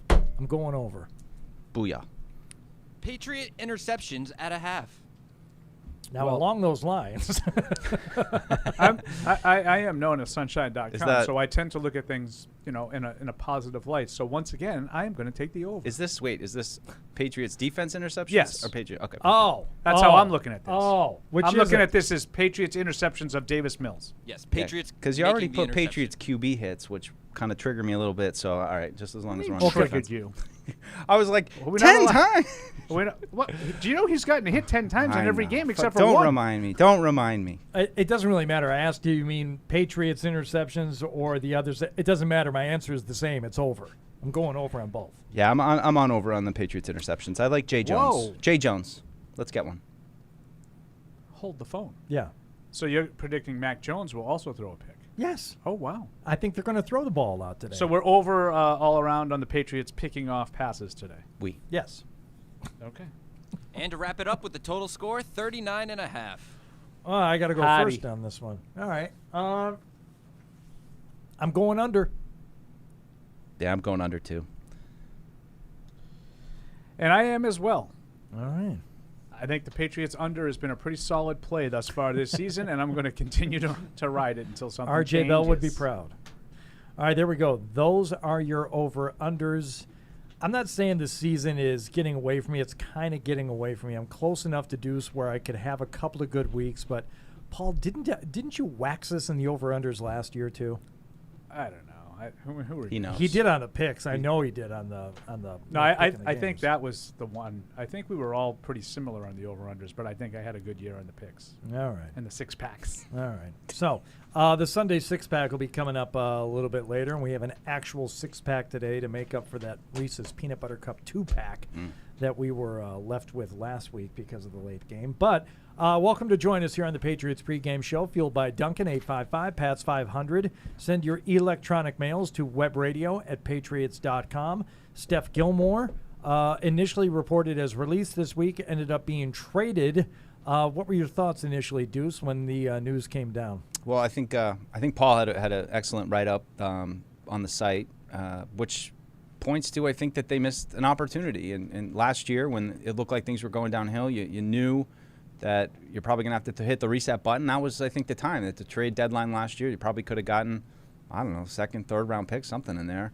And then he gets hurt, and it complicated the situation. And, I mean, but another part of it for me is that I never really saw him here this year anyway. So, yeah, if they had figured something out and maybe kicked some money, I still think he would have been gone in 2022. So I wasn't overly, outraged at how could this possibly happen. That was a little bit much for me. But I do think that it's unfortunate. They like to stretch things out, don't make a decision before you have to. And I think this is a situation where they got burnt, and I think that they should have done more to address the cornerback position this offseason. And now with Jalen Mills out, you're seeing some of the results of not addressing that position as much as they probably should have this offseason. I have a couple of things real quick. The first one would be just that, and Mike alluded to it, I think they just missed a window. I think the time to trade him was last year at the trade deadline, and they sort of got a little unlucky with him getting hurt after that, which hurt his trade value. The other part of this, and this is the part that really is sort of starting to rankle me a little bit during the course of the week, and suddenly the notion that Stephon Gilmore wouldn't play here for the current contract, but will play elsewhere for it, without any attribution to that. Like, if someone's telling me this is my understanding of the situation, then I'll read that and I'll assess where it's coming from. I've seen no indications from Gilmore's camp that he was unwilling to come back after PUP and continue to play this year. So I don't really understand that, why that's becoming fact. Oh, he's playing for Carolina because he's home, and he wouldn't play for the Patriots. No, I think, as Mike said, I didn't envision him here beyond this year. I think Mike is right about that. But why wouldn't he just play out the year? I think he didn't want to play 17 games for $7 whatever million. But why wouldn't he play 11? I didn't see anything about that said he wouldn't play 11 games. No, well, I guess. But that's become fact now. No. He wasn't. They had to do this. They had to get rid of him for pennies on the dollar because he wasn't going to play for you. Don't even try and keep. Where's that from? Now keep that. Why do you try and keep up with the narrative changes? It'll just drive you. It'll drive you bonkers. Because I think people make stuff up, and I don't really think that this is based in any truth. To be honest with you, Atlanta, by the way, doing Atlanta things and finding a way to keep the Jets, who can't score in a game. It's about to be 20-6. Well, they'll probably go for 2. I said 26-23 Jets final. Deuce called it while you were out of the room, and we were going to do a comprehensive breakdown on the Jets and Atlanta until he started talking about London Bridge. So, thank you for bringing. for your free reading. Thank you for bringing it back to football, Paul. I had resigned myself to the fact that Gilmore wasn't going to be here at all this year. During last season, it's like, well, Gilmore's not going to be here. So, to me, what is my overall reaction to it? I was like, well, I was shocked that he was here as long as he was. And it was, this whole charade of him being, not available during training camp due to injury. And that was the funniest. I mean, when you talk about, narratives and how things are put, when Adam Schefter first had the Jets got the 2. Oh my God! Now the Jets are within 3 with 6:55 left against the Falcons there in London. That's beautiful. Schefter's first report of this was, he's going to Carolina and should be available, week 7. Passed his physical. He's good to go. No, if the quad, the quad should be healed by then. I'm like, why do you put that in there? Because they just feel like they have to. They have to take care of their sources, and I'm being serious. Okay, so about that. I'm pretty sure I know what you mean by that, but could you get? I'd rather not. A bit more. I'd rather not. Okay, let me see if I can say it without spooking the horses. Schefter got the information that he was going to, going to Carolina, and wherever he got it from, he said, just include in there, reiterate the reason why he's not playing is the quad. And he says, of course I can do that. That's on paper, and that's, quote unquote factual, and that's, we'll just, tidy up all the loose ends that way. Is that right? Yeah. Okay. I mean, I think that he's healthy. I think that he said he was healthy, as far back as June. I don't really see that as being a big part of the equation. Okay. See you in a few weeks, probably down there in Carolina. Yeah, I mean, for the visit. The visit. Gilmore, there's no way around it. He would have absolutely helped this team, even if he just, with no prep other than a week's worth of practice, come back in. I think he would have been helpful. I don't know, it's like game-changing type of help, but for this team and for this season, they unfortunately are dealing with some other issues right now. And if you're going to rank them, Stephon Gilmore's now continued absence, and he's not coming back. Where would you put that in terms of the team's issues right now if you're ranking them? The offensive line has to be first and foremost, doesn't it? Yeah, I mean, that's absolutely high on the list, yeah. So Gilmore it turns out Gilmore won't be back at all. Where do you put that down? Like third, fourth thing that you're going to have to now kind of figure out?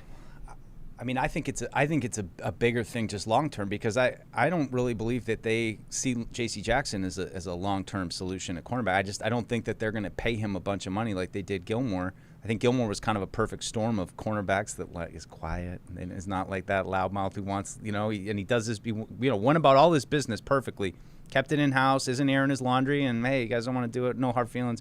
Patriots in their white today, Deuce. I don't like them. And there they are, having the time. What pants are they wearing? Oh, the same ones. Of their lives. Oh, you really? One negative. The very pants I was trying to return.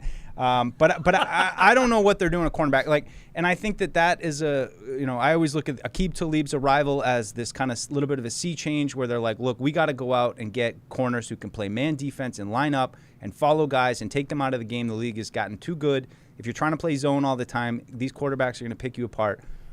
So what's the long-term prognosis at the cornerback position? And right now, it's J.C. Jackson is playing out this year on a second-round restricted free agent tag. He's eligible. I think the numbers came out. I think Mike Reese put them out today. I think Miguel followed up with Reese after Reese posted his Sunday thing saying that, it's like $17 million for the franchise tag. Well, that's a lot. I mean, I think they're kind of projected around 28, something like that, depending on where the cap ends. So money aside, I just don't think he's one of their guys. And we've seen it with like Asante. Similar kind of thing. Give him 1 year on the franchise at best, but I don't know. And I don't know what they're going to do. We thought last year they should draft J.C. Horn or a cornerback. Much rather have Mac Jones, but I think that's a position that they've told us over the last decade that they value, that they think is important in this league. And going into next season, they very well could be starting over, maybe with just Jalen Mills as a piece to build on the outside. Cornerback is one of those positions where you now have to get a little crazy. And when I say that, you have to spend you got to spend some crazy money. You got to find somebody who's crazy good, or with Aqib Talib, someone who's just a little crazy and is going to be able to surprise you with some of his playmaking abilities. And that's part of it, and that's a big part of it. But you also, I mean, this notion that and Bill kind of threw it out there. I think on Wednesday, we thought we played well and competed well against Tampa, and they did. They absolutely did. And I feel like that was sort of blown up into. See, that's why they got rid of Gilmore. And then, you're telling me at the same time they thought there was a chance that Jalen Mills wouldn't be able to play this week. I know Gilmore wouldn't have been eligible to play today anyway, but he can't feel great about the overall talent and depth in his secondary. You can get the Patriots Does warm-ups. anybody listen to what we say at all? I'm just curious, but go ahead. I hope so. Is this thing on? You can get the once again Patriots in white. You can get And we are now on the social media platforms. You can watch the Patriots warm-ups there. All your favorite places to follow the Patriots on not just regular media, but the social media. Where you're social with other people, you talk with other human boys and girls. That's where you can see the Patriots warm-ups right now. 100 yards for him today, Deuce. Damian Harris. Book it. I wouldn't poo-poo it. I'd like to just see some balance. I'd love to see Ramondre Stevenson get on track. Just a new kind of element to the offense, somebody who can give them a little bit of a spark and maybe something that we haven't quite seen. I mean, it's still tantalizing that some of those performances he had in the preseason and that long run, obviously, showing some speed that you might not have thought that he had. So I just pray he can hold on to the ball today. That's the big thing. Paul, you like that NRG Stadium where they're playing today? It's a nice place. I'm told it's not a great surface. Oh, really? No, I think it's better than it was back in the day when they had that sort of half and half grass, that grass, but it was kind of synthetic grass. The one that Wes Welker tore his ACL on back in 2009. Well, maybe you can confirm this, Paul. I heard that they have an excellent auxiliary press box there. I can confirm. Yes. Spent a lot of time in it. Spent about, 20 hours in it one Super Bowl Sunday. Oh, God.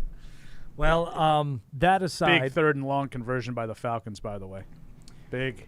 Huge. Right. Setting themselves up to, maybe put a little cushion on that was lead third. there. I think that was 3rd and 13, though. That was a big, all right, big play. We'll monitor that. We'll also step aside and come back. We got the Sunday six-pack on the way here. We want to thank Bridgestone. From now until November 3rd, you can buy 4 Bridgestone tires and get $70 off instantly at any Sullivan Tire. Bridgestone, official tire of the New England Patriots. Visit sullivantire.com for details.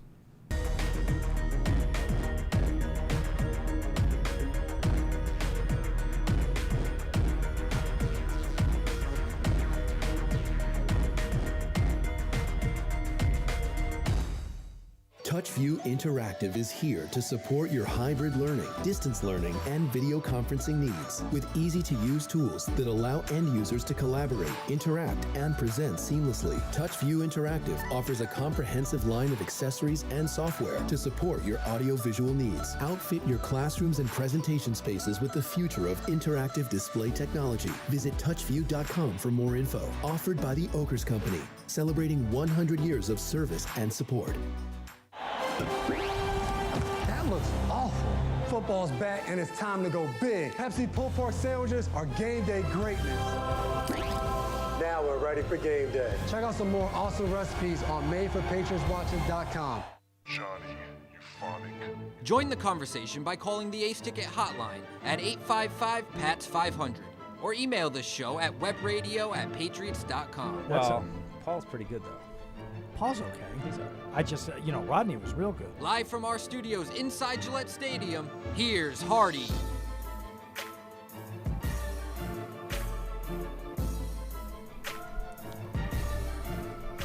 All right, continuing on watching the Patriots warm up here in Houston as they get ready to battle the Texans today. A game between 2 1-3 teams.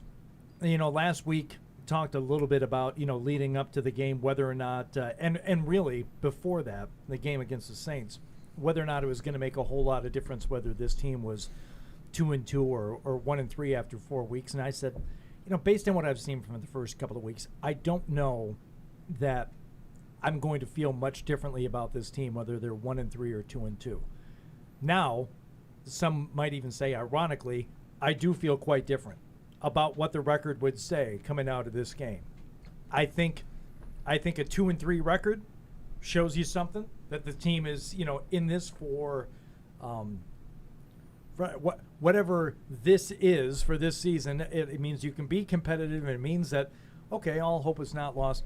Coming out of this game being 1-4, that's when you start to really hang your head as a fan, I think, and think, what are we doing? What is this? Yeah, I think 1-4 would maybe put a curtain down on the playoffs, but 2-3 against this team, it's a game you should win. I know they have issues. I'm not dismissing the issues, but this is a game the Patriots should win. But this is kind of my point, Paul. It's like you kind of like take the teams out of it. We're just talking strictly record, just scoreboard. What is your record?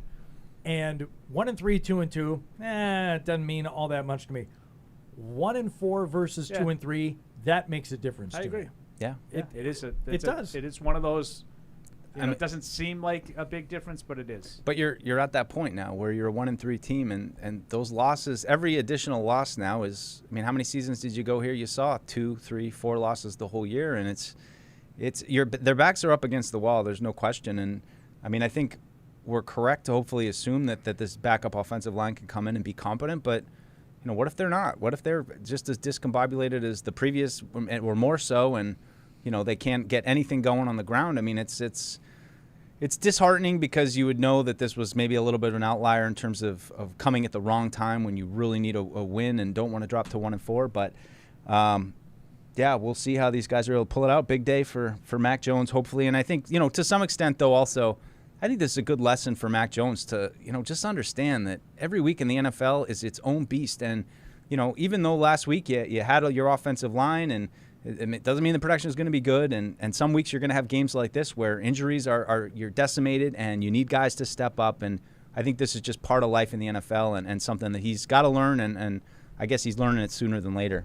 How'd you feel about Mac Jones and the way he handled, we didn't get a chance to talk about it a ton last week, handled the loss, handled himself in the press conference afterward. I think for me anyway, he continues to impress with the way he takes the personal responsibility. And quite frankly, I don't mind that he seems to be kind of hard on himself. Yeah, Deuce, you just mentioned it's like, every week is a different animal.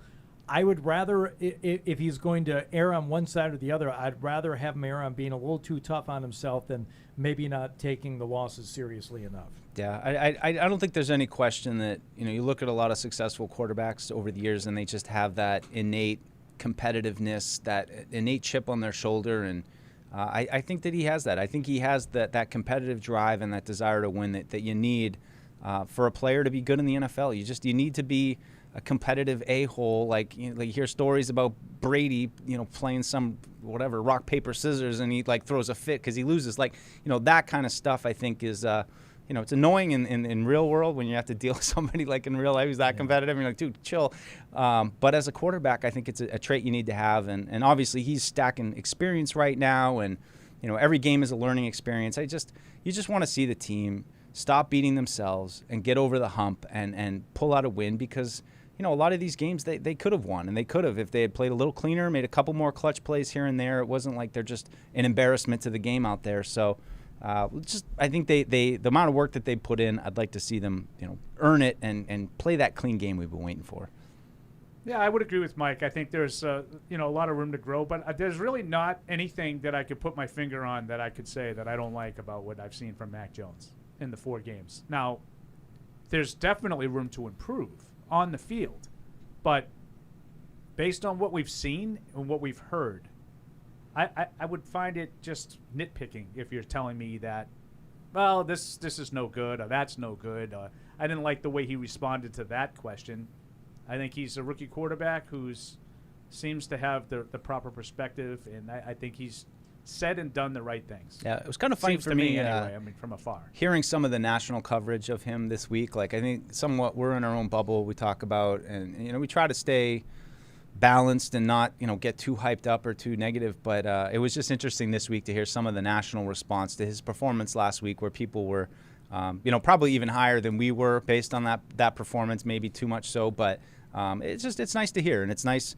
Again, it just goes back to when you're sitting there with Cam Newton, wondering last year if we can get him back, or if, how are we going to draft a quarterback in the first round? How are we going to get in a spot to pick a guy? To just have a guy, at least, it's just one nice thing to know you have, and to know over the next couple seasons we can watch him develop and, see how he does, see what his ceiling is, see how when he gets all these experience, when he gets an offensive line playing better and he has time and he knows what defenses he's seeing, he's been there before, what kind of strides he's going to make. That's what I'm excited for. Irma Cooley has an email here for us about Mac's ceiling, and the question is, curious to know a comp Patriots quarterback you would peg Mac's ceiling as, even though it's way early. It's not a lot. Patriots it's not a lot. Yes, in my opinion, he's far below both Brady and Bledsoe in terms of ceiling. Okay, if he were to have the career of Steve Grogan, I'd be very happy.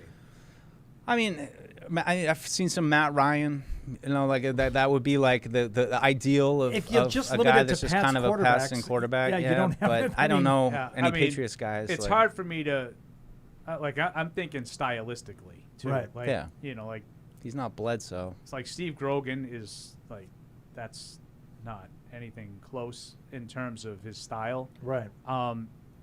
I think you'd be very disappointed if Mac Jones doesn't turn out to be a better pure quarterback than Steve Grogan. I mean, I don't know. He's played 4 games. I think everybody is in such a rush to sort of declare. Yes. Oh, this is what he is. He's a perfect combination of player A and player B with a Yeah. little touch of player C. And I mean, I think if things go right and he continues to develop, and I think he could be a guy like Kirk Cousins. I was going to say Kirk Cousins, as a matter of fact.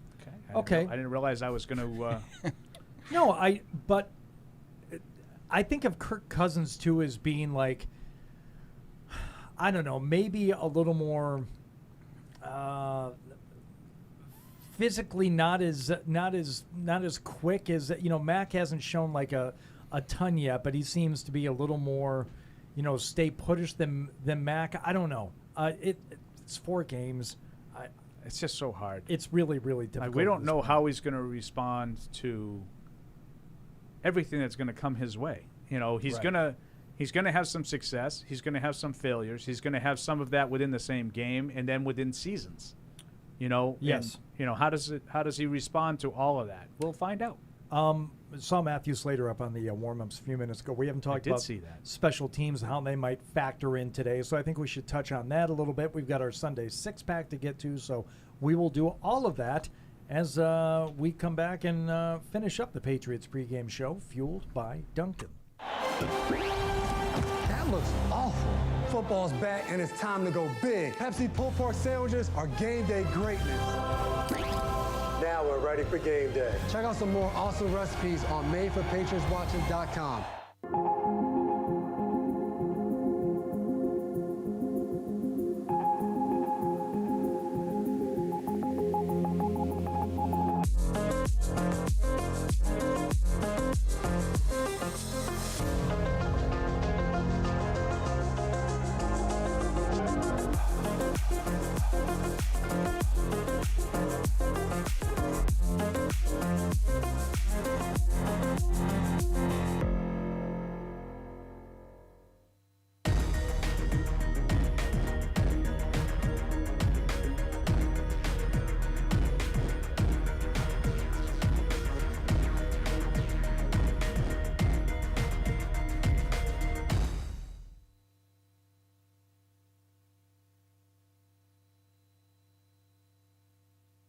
At 855-PATS-500 or email the show at webradio@patriots.com. Like Hannibal Lecter, really? His first name rhymed with cannibal?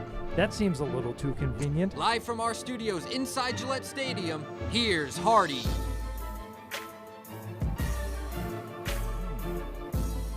There I am. Patriots pregame show fueled by Dunkin'. All right, taking a look at warm-ups here. Special teams almost certainly going to factor into this game today just based on the issues going on both sides of the ball, offensively and defensively, for both teams here today. It's a big issue in the game today, too, right there. You have your steady stream of offensive linemen, a couple of new guys. You got Teddy the K, probably going to get a start today, and James Ferentz up off the practice squad with David Andrews, Justin Herron. A lot of new faces, mismatch parts. See how they patch it all together today. Yep. But special teams-wise, the kicking game was a huge point of conversation after the Buccaneers game here last week.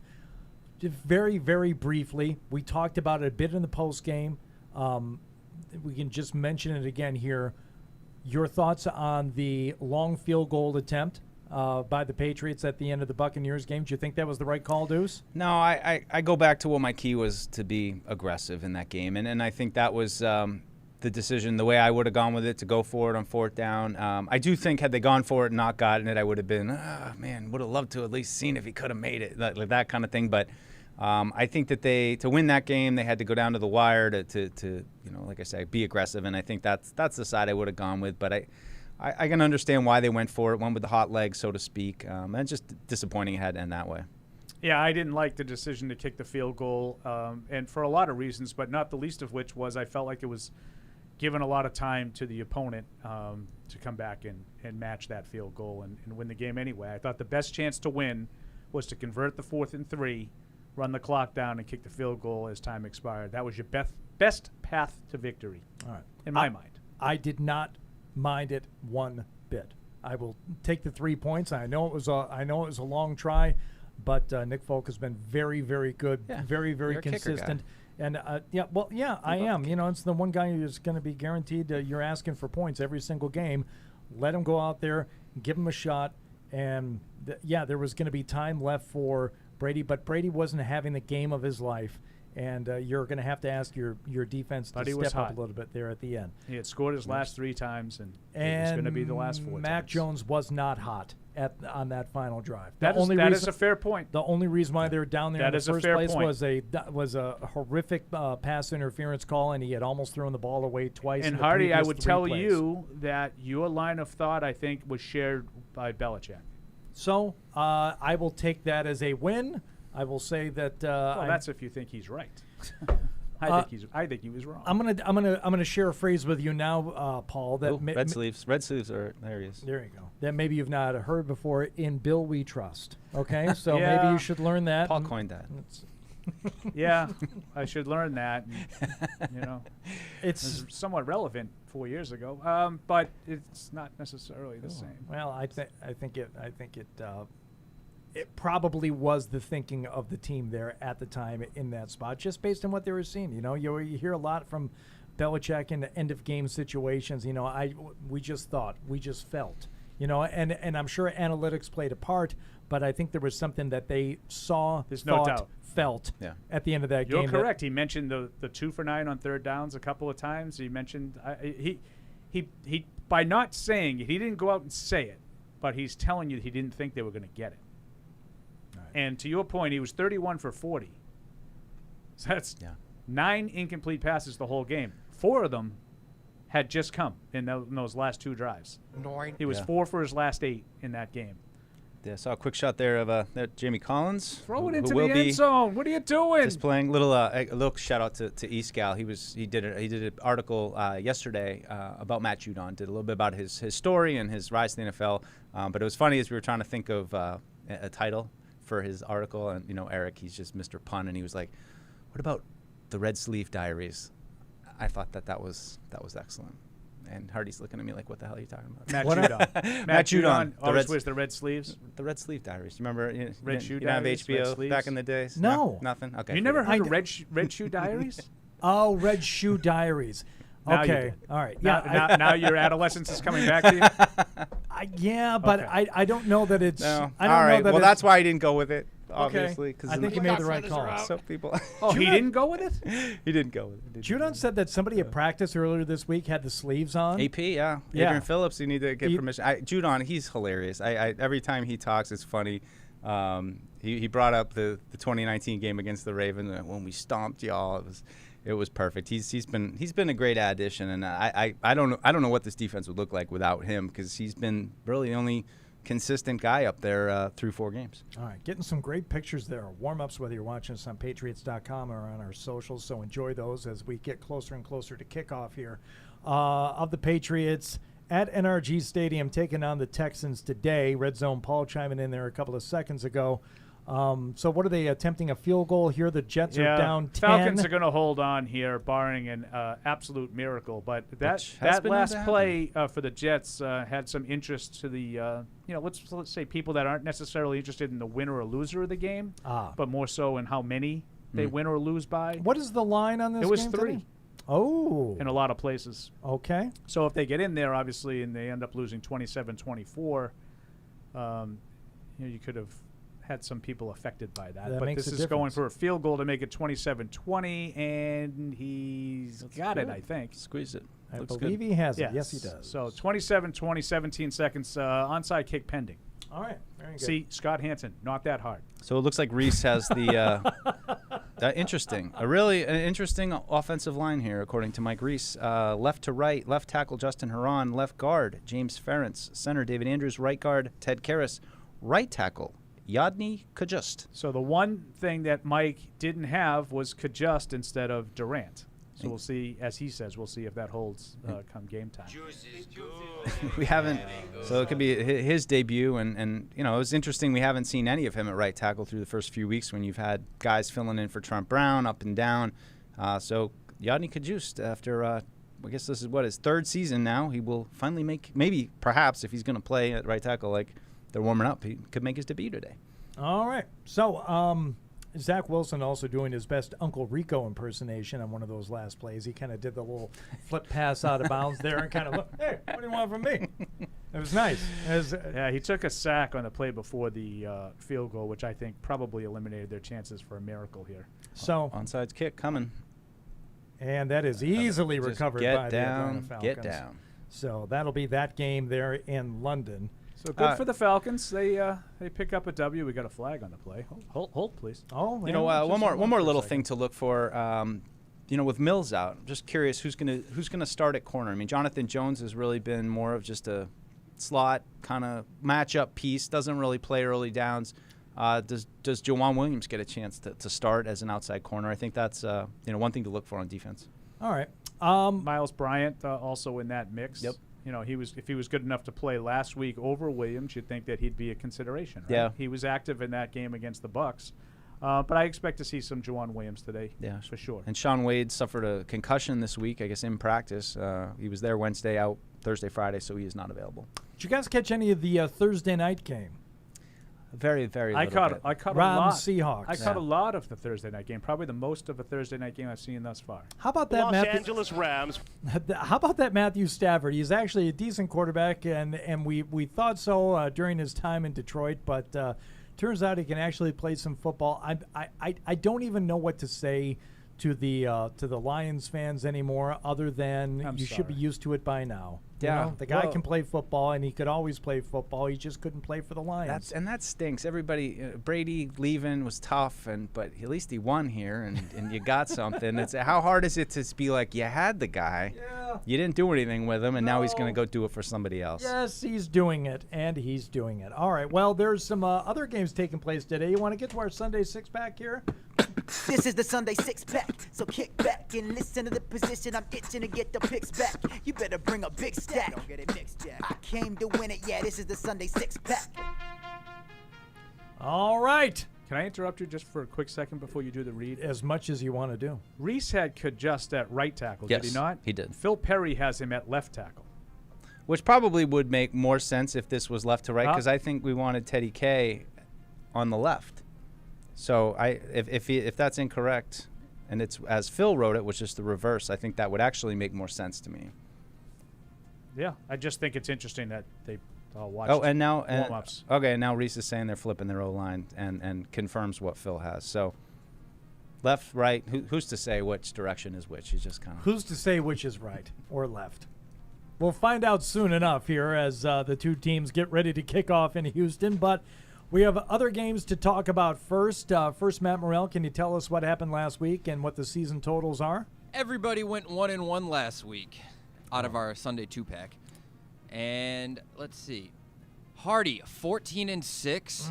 Paul, 11-9. Mike, 10-10. Mike. How about that, gentlemen? Well, good job, Hardy. Great 14-6. Picking by the number is very impressive. I appreciate them. I'm not. That's not damning you with faint praise either. That's very impressive. All right. Well, let's take a look at the one other 1 o'clock game that we will be picking today, and that is, Matt? The 3-1 Green Bay Packers at the 3-1 Cincinnati Bengals. Green Bay -2. Deuce, we start with you. Yeah, nice win last week for the Bengals, but I think the Packers are back on track. I'm going to take them to win on the road. Yeah, I'm with Mike. I think this is one of those games. I think the Bengals are better. I think they're improving. They're 3-1. They're at home. You see the spread. People are giving them some respect here. The Packers are only a 2-point favorite over Cincinnati, but I don't think they're ready for it. What are they not ready for? They're not ready for the Packers jelly. Correct. So I'm going to take the Packers. I have news for you. Aaron Rodgers' booty is not too bootylicious for them, and I will take the Bengals as the home dog today.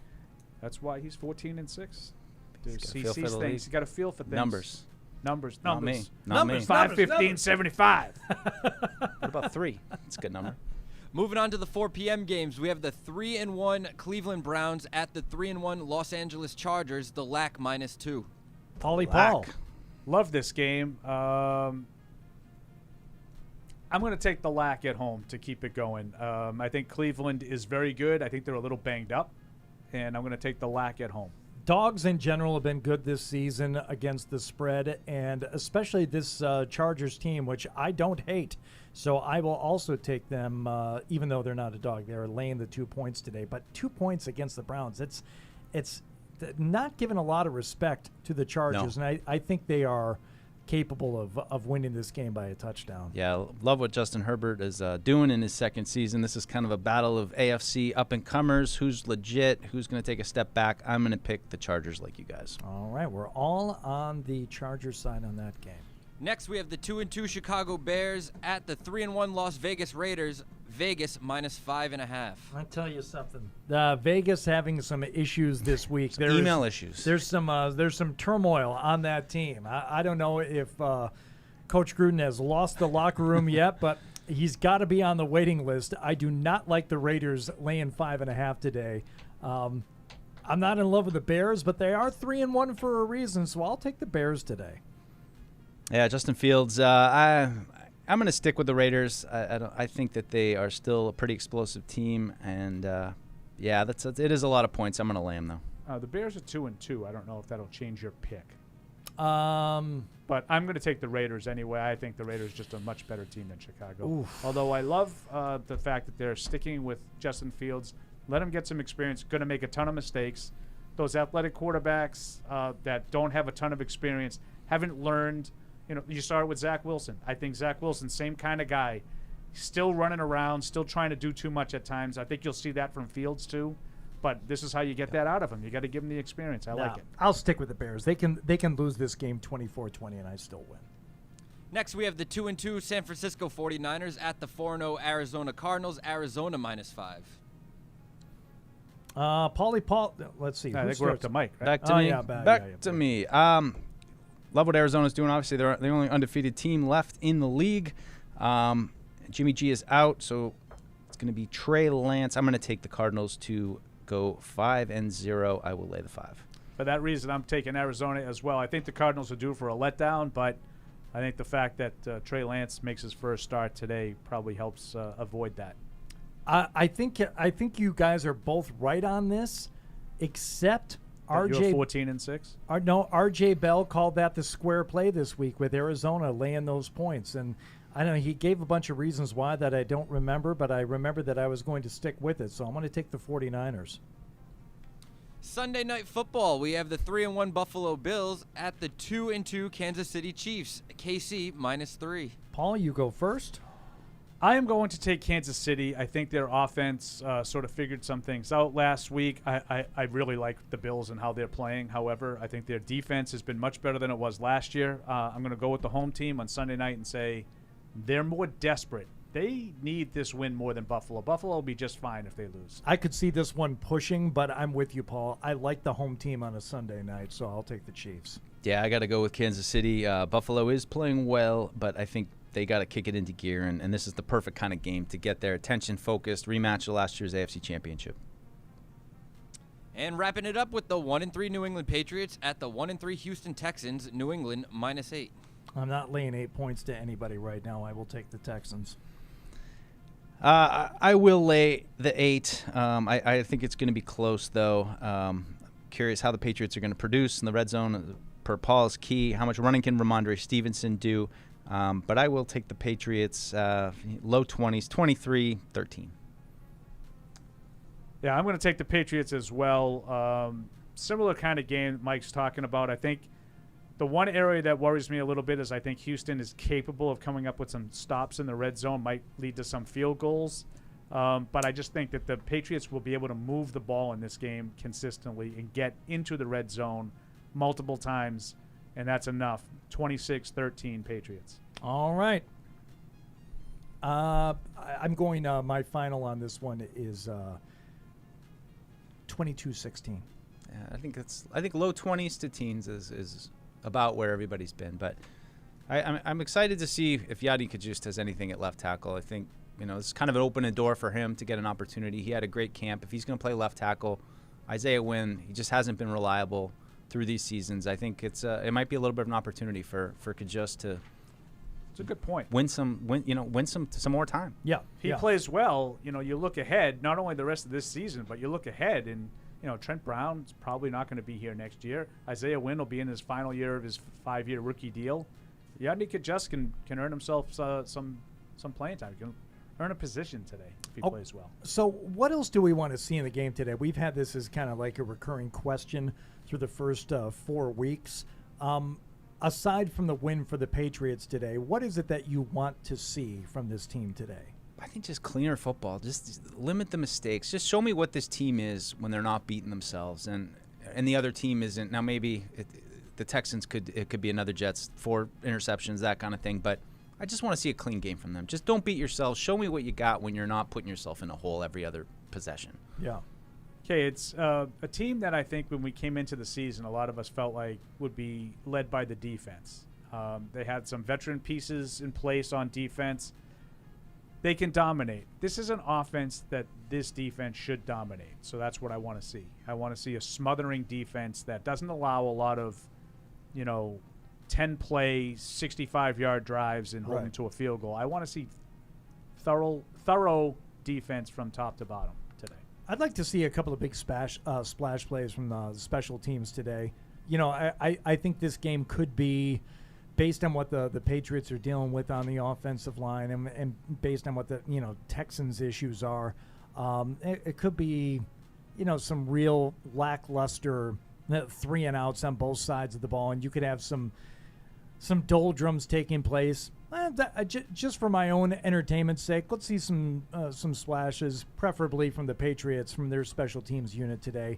Still got some good, talented players in there, and we know how Bill loves the special teams, and they're coached up pretty well. So let's see if you can maybe, force a turnover there. We almost saw it a couple of weeks ago, courtesy of Matthew Slater, on the play that was called back due to him being out of bounds. We could see, something just, really, really special in terms of what they're able to put up, and maybe hopefully add to a lead or cushion a lead, or give Mac some good field position today based on some outstanding special teams play. Yeah. That's just something to look for. Absolutely. I think we're going to get big Gunner return maybe. We'll getting that all-pro season on track. That too. Yeah. Why not? Let's do that. All right. So there we go. That's what we're looking at here as the teams are getting closer and closer to kickoff there in Houston today. I tell you, talking to John McClain earlier, he does seem to be giving this team a bit of a pass right now in terms of where they are, what they're dealing with, and I think that's pretty fair, because that team, just when you're talking about the players, not coaching wise, not front office wise, just the guys on the team, they've been handed a lot here over the last year or so. So I think it's good that McClain is kind of, taking his foot off their neck a little bit and not beating them up too bad. Yeah, that's why I asked him about Nick Caserio, just because on paper, or initially when it seemed like he was going to Houston, you had all the elements that you'd look for, which is, hey, an awesome quarterback who, Bill Belichick brought it up this week, like Deshaun Watson truly earned my respect last year in the game against the Patriots, where he just was like, he just couldn't miss. Like, it was just unstoppable offense. And, for Caserio to say, hey, all right, at least I got that piece, I'm going there. And then you get there, and now it all falls apart. I forget exactly how many number of moves he's made. It's something ridiculous, the number of guys that he's brought in, and, as he tries to put his stamp on the team. So, credit to Nick for having to deal with it, and I think that was reflected in John's preview. I don't know that anyone has the same sentiment toward the Patriots, though. Offensive line issues aside, I don't think anyone is saying, like, you know what, take it easy. They've been through a lot. Nope. You've got a quarterback now that showed you he's got the ability to play the game a little bit. You've got some weapons for him, and you've got a defense that, even though they might be a little banged up, it's not exactly what you want. They should be able to take care of this Texans team today. I don't see a lot of sympathy for the Patriots today if they don't come out of here with a win. No, and they're not rebuilding. They're not young. They have a rookie quarterback. But they're not a young team, and they're not rebuilding. They have what they thought was a team that was capable of contending for the playoffs, and that's what everybody else thought heading into the season. So far that hasn't really materialized. But losing a game to a team that was thought to be, I think the over-under was something like 3.5 for their win total. That's not acceptable. So I don't think you're going to get a free pass for that just because you have a rookie quarterback. All right. We are going to hopefully see and hear all of you back here for the post-game show. As soon as this thing wraps up in Houston, by one emailer's prediction, quickest game of the year in the NFL. I think it's just going to be like a 2-hour and 45-minute affair. I don't know. Texans can't run the ball. They can't. They really can't. And I think the Patriots are going to pass a lot. I want a special attaboy Hardy if they come out there in their first drive and throw 80% on the plays and march down the field with just passing the ball. I think they could throw the ball. I didn't poo-poo that one. I know you always say that no matter what you say, I always dispute your. It's been their most effective mode of offense. Short, quick passes has been their only way of moving the ball consistently. Quick pace. So we'll find out. We'll be talking about it in the post-game show. I hope you will join us then. Thanks for listening and watching. Thank you for downloading this podcast. Subscribe on Apple, Google Play, and everywhere else you listen. Like the show? Please rate and review us. Listener comments and ratings help keep us high in the podcast rankings so new listeners can find us. Be sure to check Patriots.com for more news and more podcasts.